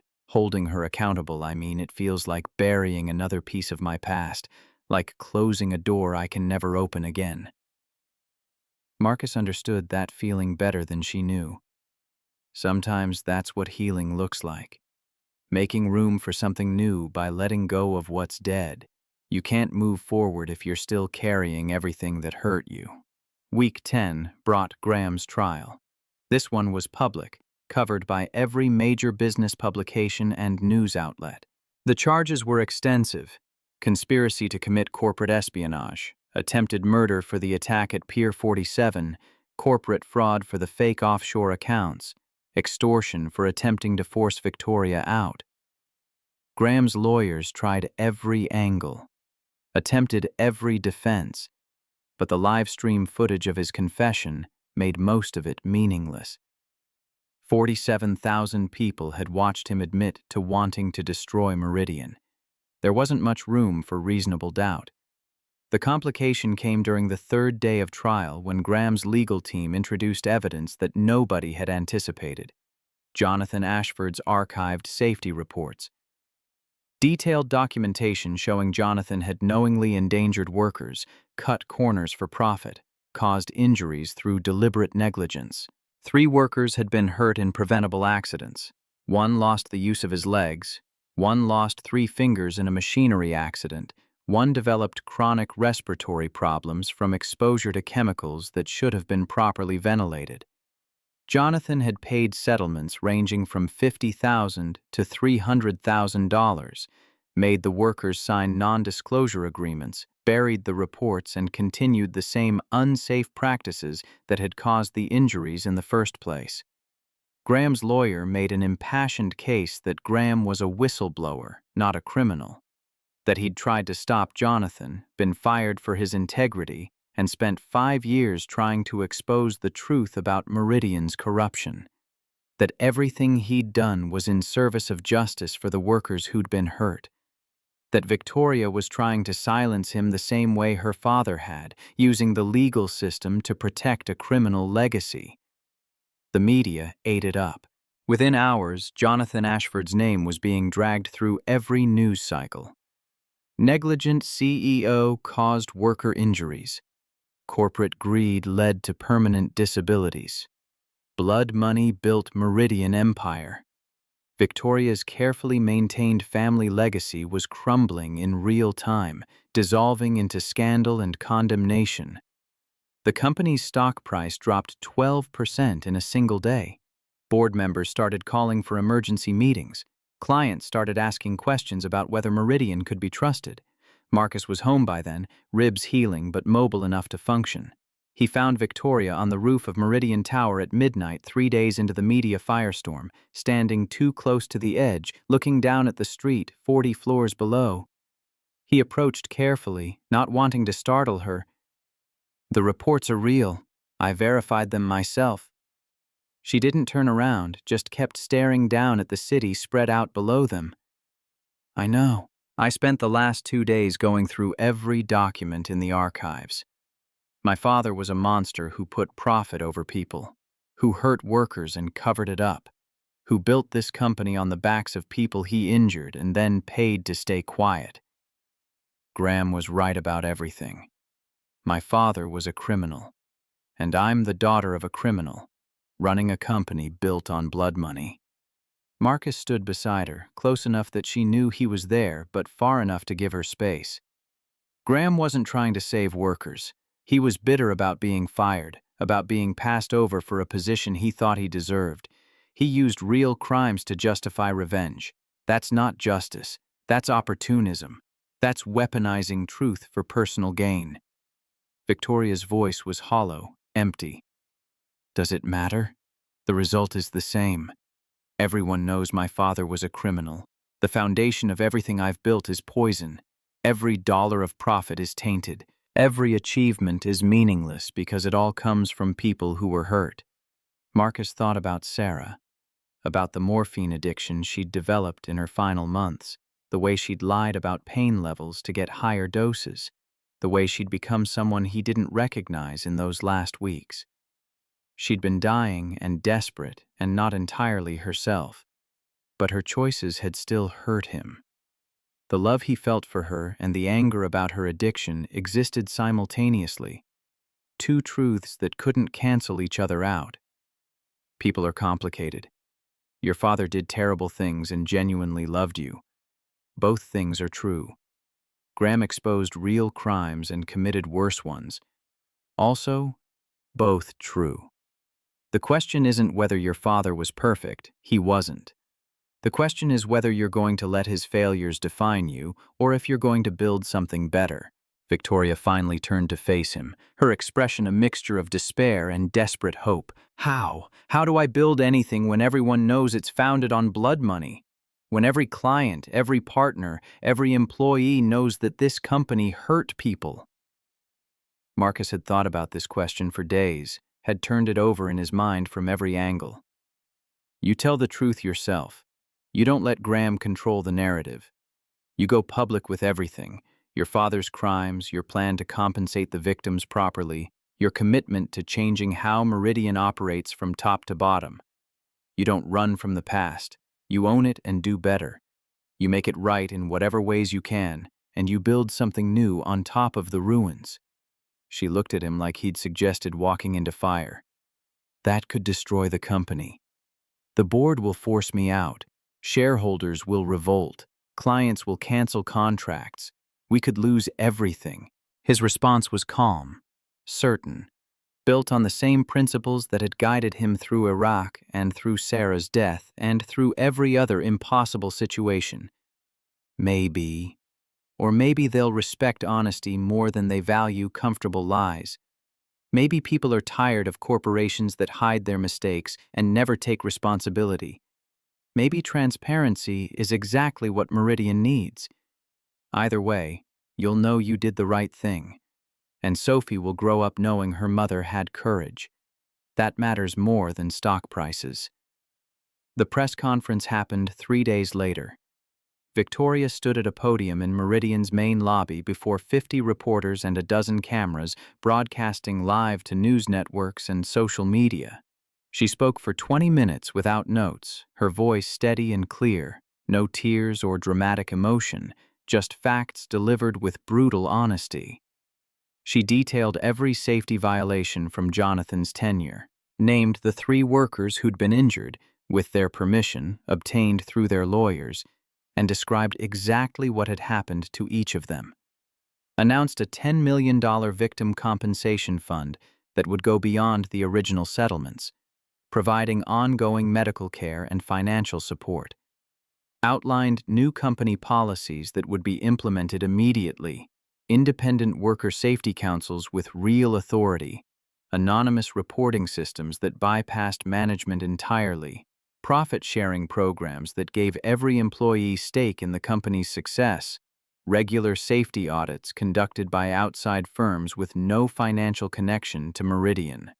She promised that Meridian would prioritize people over quarterly earnings, even if it meant lower stock prices, even if it meant losing clients who couldn't accept that standard. She committed to transparency in all operations, to publishing annual reports that included not just financial metrics, but also worker safety statistics, environmental impact, community investment, everything that mattered beyond pure profit.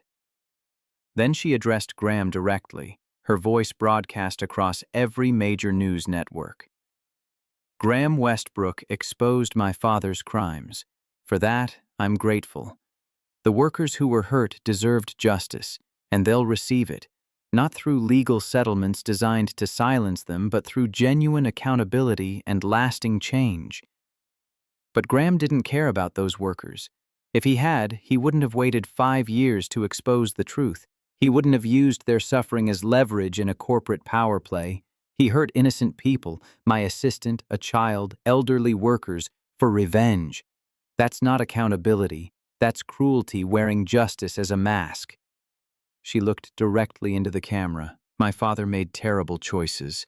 I can't undo that damage, but I can ensure Meridian never makes those choices again. And I can testify against the man who used my father's crimes to justify his own. Because two wrongs don't make a right. Because justice matters more than revenge. Because we have to be better than the worst things that were done to us. The media response was mixed. Some outlets praised her courage. Some accused her of damage control. Some questioned whether she'd known about her father's crimes all along. But the workers, the people who actually did the labor that kept Meridian running, responded with cautious optimism. The Safety Council received 300 applications in the first week. The anonymous reporting system logged 47 concerns in the first month, every single one investigated and addressed. Stock prices dropped another 8%, then slowly stabilized as investors realized the company might actually survive this. The testimony at Graham's trial came a week later. Victoria on the stand for 6 hours, detailing Graham's threats, the fake accounts, the systematic sabotage, the attack on Marcus. Graham's lawyer tried every angle, attempted to paint Victoria as defensive and desperate, protecting a corrupt legacy at any cost. The lawyer's voice was sharp, accusatory. But your father did commit crimes, Ms. Ashford. He hurt people. Graham Westbrook exposed those crimes. Isn't this prosecution just revenge for embarrassing your family? For revealing truths you wanted to keep hidden? Victoria's response was measured, devastating in its simplicity. My father's crimes don't excuse Graham's. Two wrongs don't make a right. My 8-year-old friend Emma knows that principle. Apparently, a 52-year-old man with an MBA from Harvard doesn't. The courtroom rippled with suppressed laughter. The judge gavelled for order, but even he was smiling slightly. The verdict came 3 days later after less than 4 hours of deliberation. Guilty on all counts. 15 years in federal prison with no possibility of parole for the first 10. Graham screamed as they led him away, his composure finally shattering completely. Your father's legacy is destroyed. Everyone will remember Jonathan Ashford as a criminal who hurt people. Victoria remained seated, calm, her voice carrying across the courtroom. Good. The truth needed to come out, just not your way, not as a weapon, as medicine. Bitter, but healing. 6 weeks after the trial, Marcus received his official title and salary adjustment. Chief Operating Officer, $145,000 a year. Office on the executive floor with windows overlooking the city. Direct report to Victoria, trusted advisor, second in command of a company he'd been fired from less than 6 months ago. He still picked up Emma at 3:15 every day. That remained non-negotiable. Some things mattered more than corner offices. Meridian's culture shifted gradually, then, suddenly, the way ice breaks on a frozen river, slowly at first, then all at once. Victoria started monthly walkthroughs where she spent full days talking to janitors, security guards, cafeteria workers, maintenance staff. She learned their names, asked about their families, listened to their concerns about everything from broken equipment to inadequate break rooms to scheduling conflicts. She actually listened, took notes, followed up.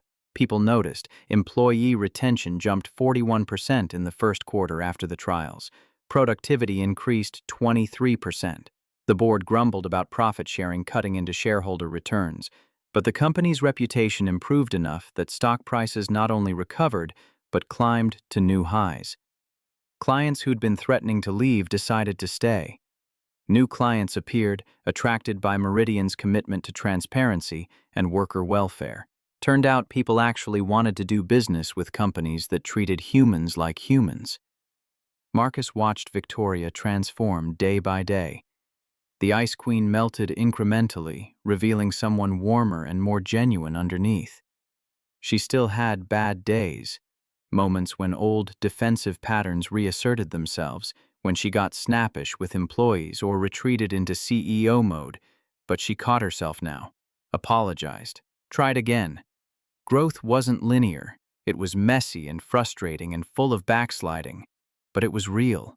Emma and Sophie became inseparable. Sleepovers every weekend, taking turns between apartments. They created an app together called Kids Safety Report, a tablet program that let children report building hazards, broken playground equipment, or safety concerns in language designed for kids. The app went viral after Victoria marketed it through Meridian's tech division. She donated all profits to public schools in low-income neighborhoods.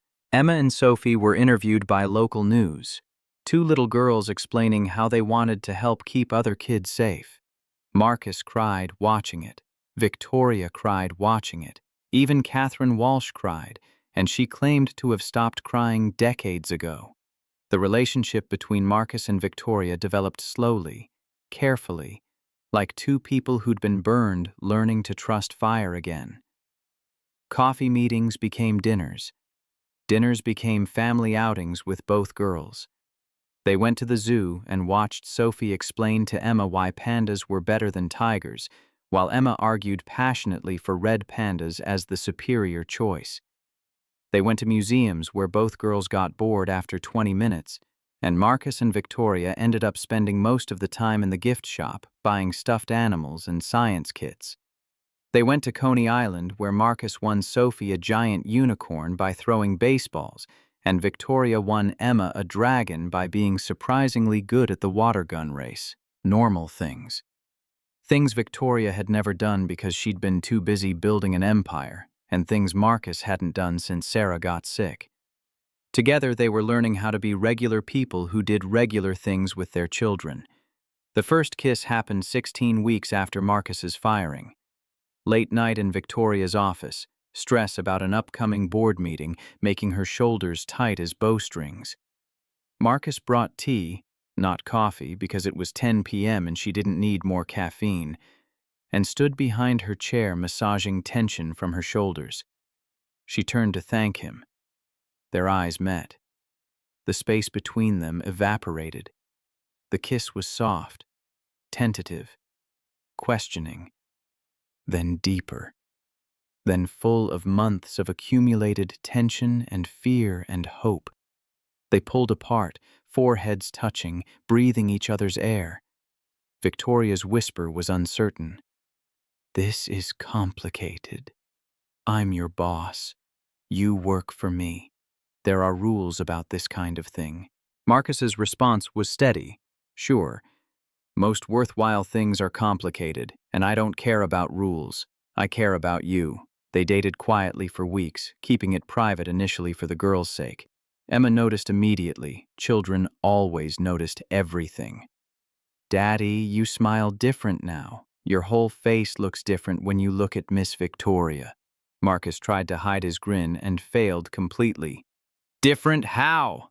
Emma was matter-of-fact, brutally honest in the way only 8-year-olds could be. "Happy different, like when Mom was alive, before she got sick. Like you're not just pretending anymore." The words should have hurt. Comparison to Sarah felt like betrayal, like admitting he was moving on and leaving her behind. But Emma's face showed only approval, relief that her father was healing, permission to be happy again. She'd been carrying his grief along with her own, and now she was setting both down. Sophie asked Victoria the same week, with the same directness, "Are you and Emma's dad going to get married?" Victoria laughed, surprised and flustered. "Slow down, sweetheart. We just started dating. Marriage is a long way off." Sophie studied her mother with those serious 9-year-old eyes that saw too much. "But you're happy. You laugh now. You didn't used to laugh. I like it when you laugh." Victoria pulled Sophie into a hug, holding her daughter close. "Yeah, I'm happy. Really happy. For the first time in a long time." 1 year after Marcus's firing, Meridian Tower hosted an anniversary gala. 1 year of Transparency Initiative. 500 guests filled the renovated lobby, employees and their families, press, city officials, representatives from labor organizations, community leaders. The event was designed to celebrate progress, to show how far the company had come, to prove that corporations could change. Victoria gave a speech from a small stage set up by the elevators, crediting Marcus for teaching me to see people again, for showing me that strength comes from vulnerability, that leadership means service. The crowd applauded. Marcus stood in the back, uncomfortable with attention, until Victoria called him to the stage.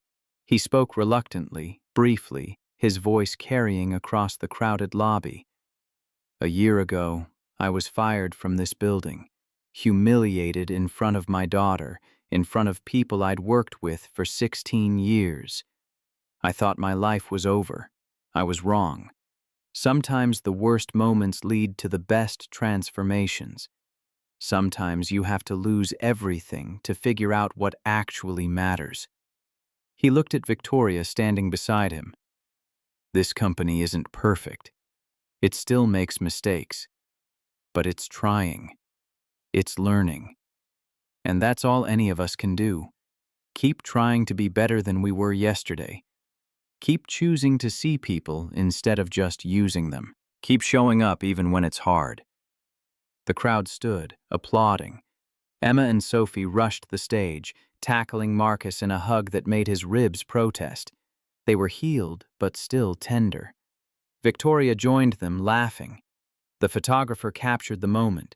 4 people who'd found family in unlikely circumstances, who'd built something real from wreckage. Catherine Walsh received the Employee of the Year award.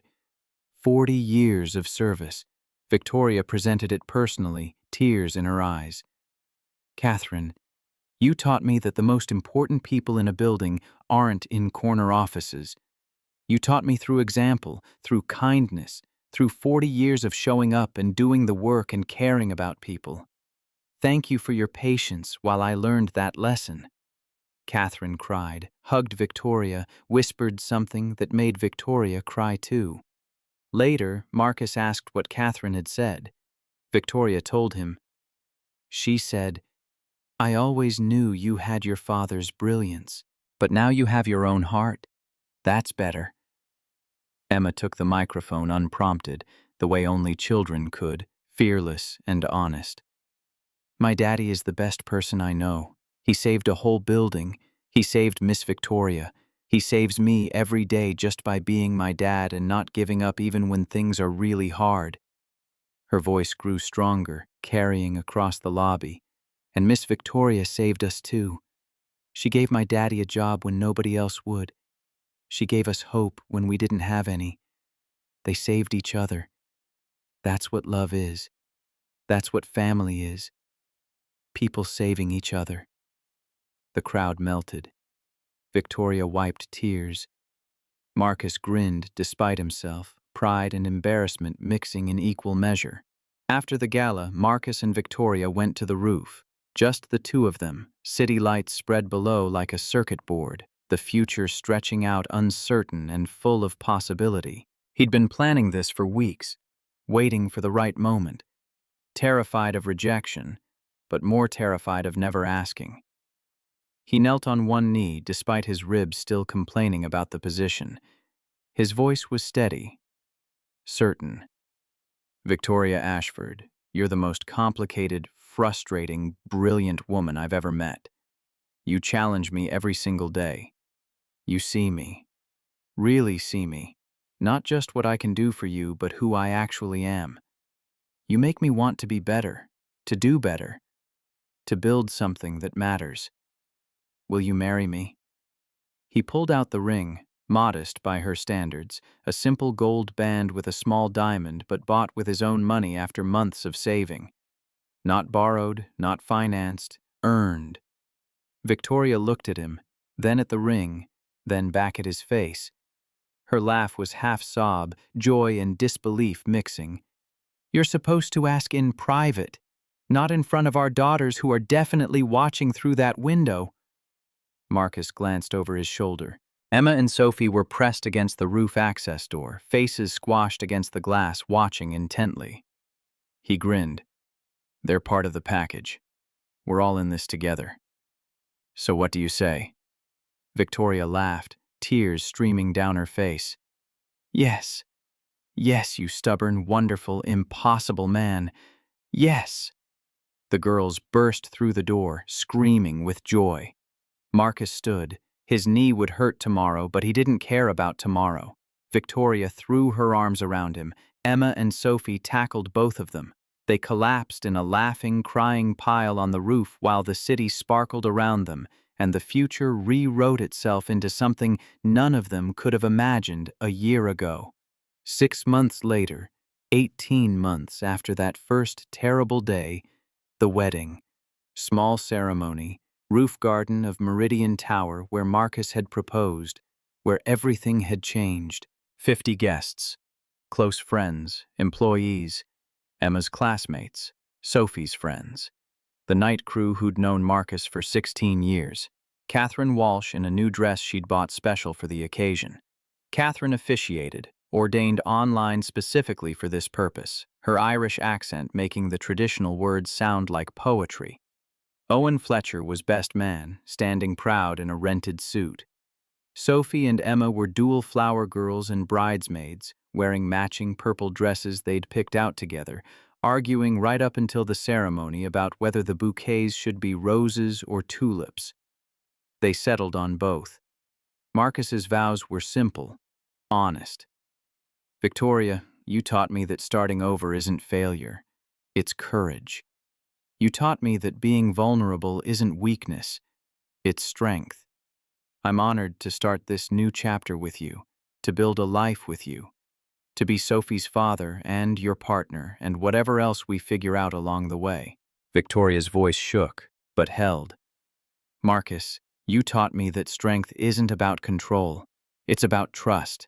You taught me to see people, to value them, to understand that everyone has a story worth knowing. I trust you with my heart, my daughter, my life, all of it, everything.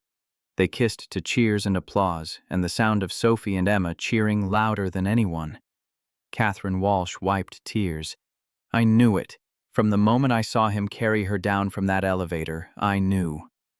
The reception was casual, full of laughter and terrible dancing and toasts that went on too long.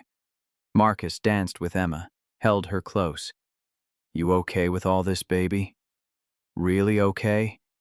Emma's smile was genuine, uncomplicated by the grief that had shadowed her for so long. Daddy, I've been okay since the day you came back. You always come back. And now we have Sophie and Miss Victoria. Victoria. Now we have a family again. A different family, but still family. His throat tightened. Your mom would have liked her. Victoria, they would have been friends. Emma nodded, certain. I know. Mom told me once that she wanted you to be happy after she was gone. She made me promise to help you be happy. I think I did good. Marcus kissed the top of her head. You did amazing, sweetheart. You're the bravest person I know. Victoria danced with Sophie, mother and daughter swaying awkwardly because neither of them had any sense of rhythm. Are you happy, sweetie? Really, truly happy? Sophie looked up, serious and certain. Yeah, Mom. For the first time in forever, yeah. I like having Emma as a sister. I like having Dad. She tested the word carefully. Is it okay if I call him Dad? Victoria's voice caught. If he says it's okay, then yes. Absolutely yes. Marcus and Victoria's first dance was clumsy, imperfect, both of them laughing at their own lack of grace. They stepped on each other's feet, lost the rhythm twice, didn't care at all. They'd found something more important than perfection. They'd found real. As the sun set over Manhattan, the photographer captured one final image. The four of them on the roof, Marcus and Victoria, Emma and Sophie, framed against the skyline. The city spread out below them like a promise. Two broken families becoming one whole. Two people who'd lost everything finding each other. Four people choosing love over fear, choosing trust over safety, choosing to build something new from the ruins of what came before. Sometimes the people we overlook become the ones who save us, and sometimes, if we're very lucky, we get the chance to save them back. Not with grand gestures or dramatic rescues, but with the quiet courage of showing up every day and choosing to be better than we were before. That's the only kind of hero that matters. The kind who stays. The kind who sees. The kind who comes back, always, even when it would be easier to walk away. Marcus Brennan was that kind of hero. And because of him, Victoria Ashford learned to be one too.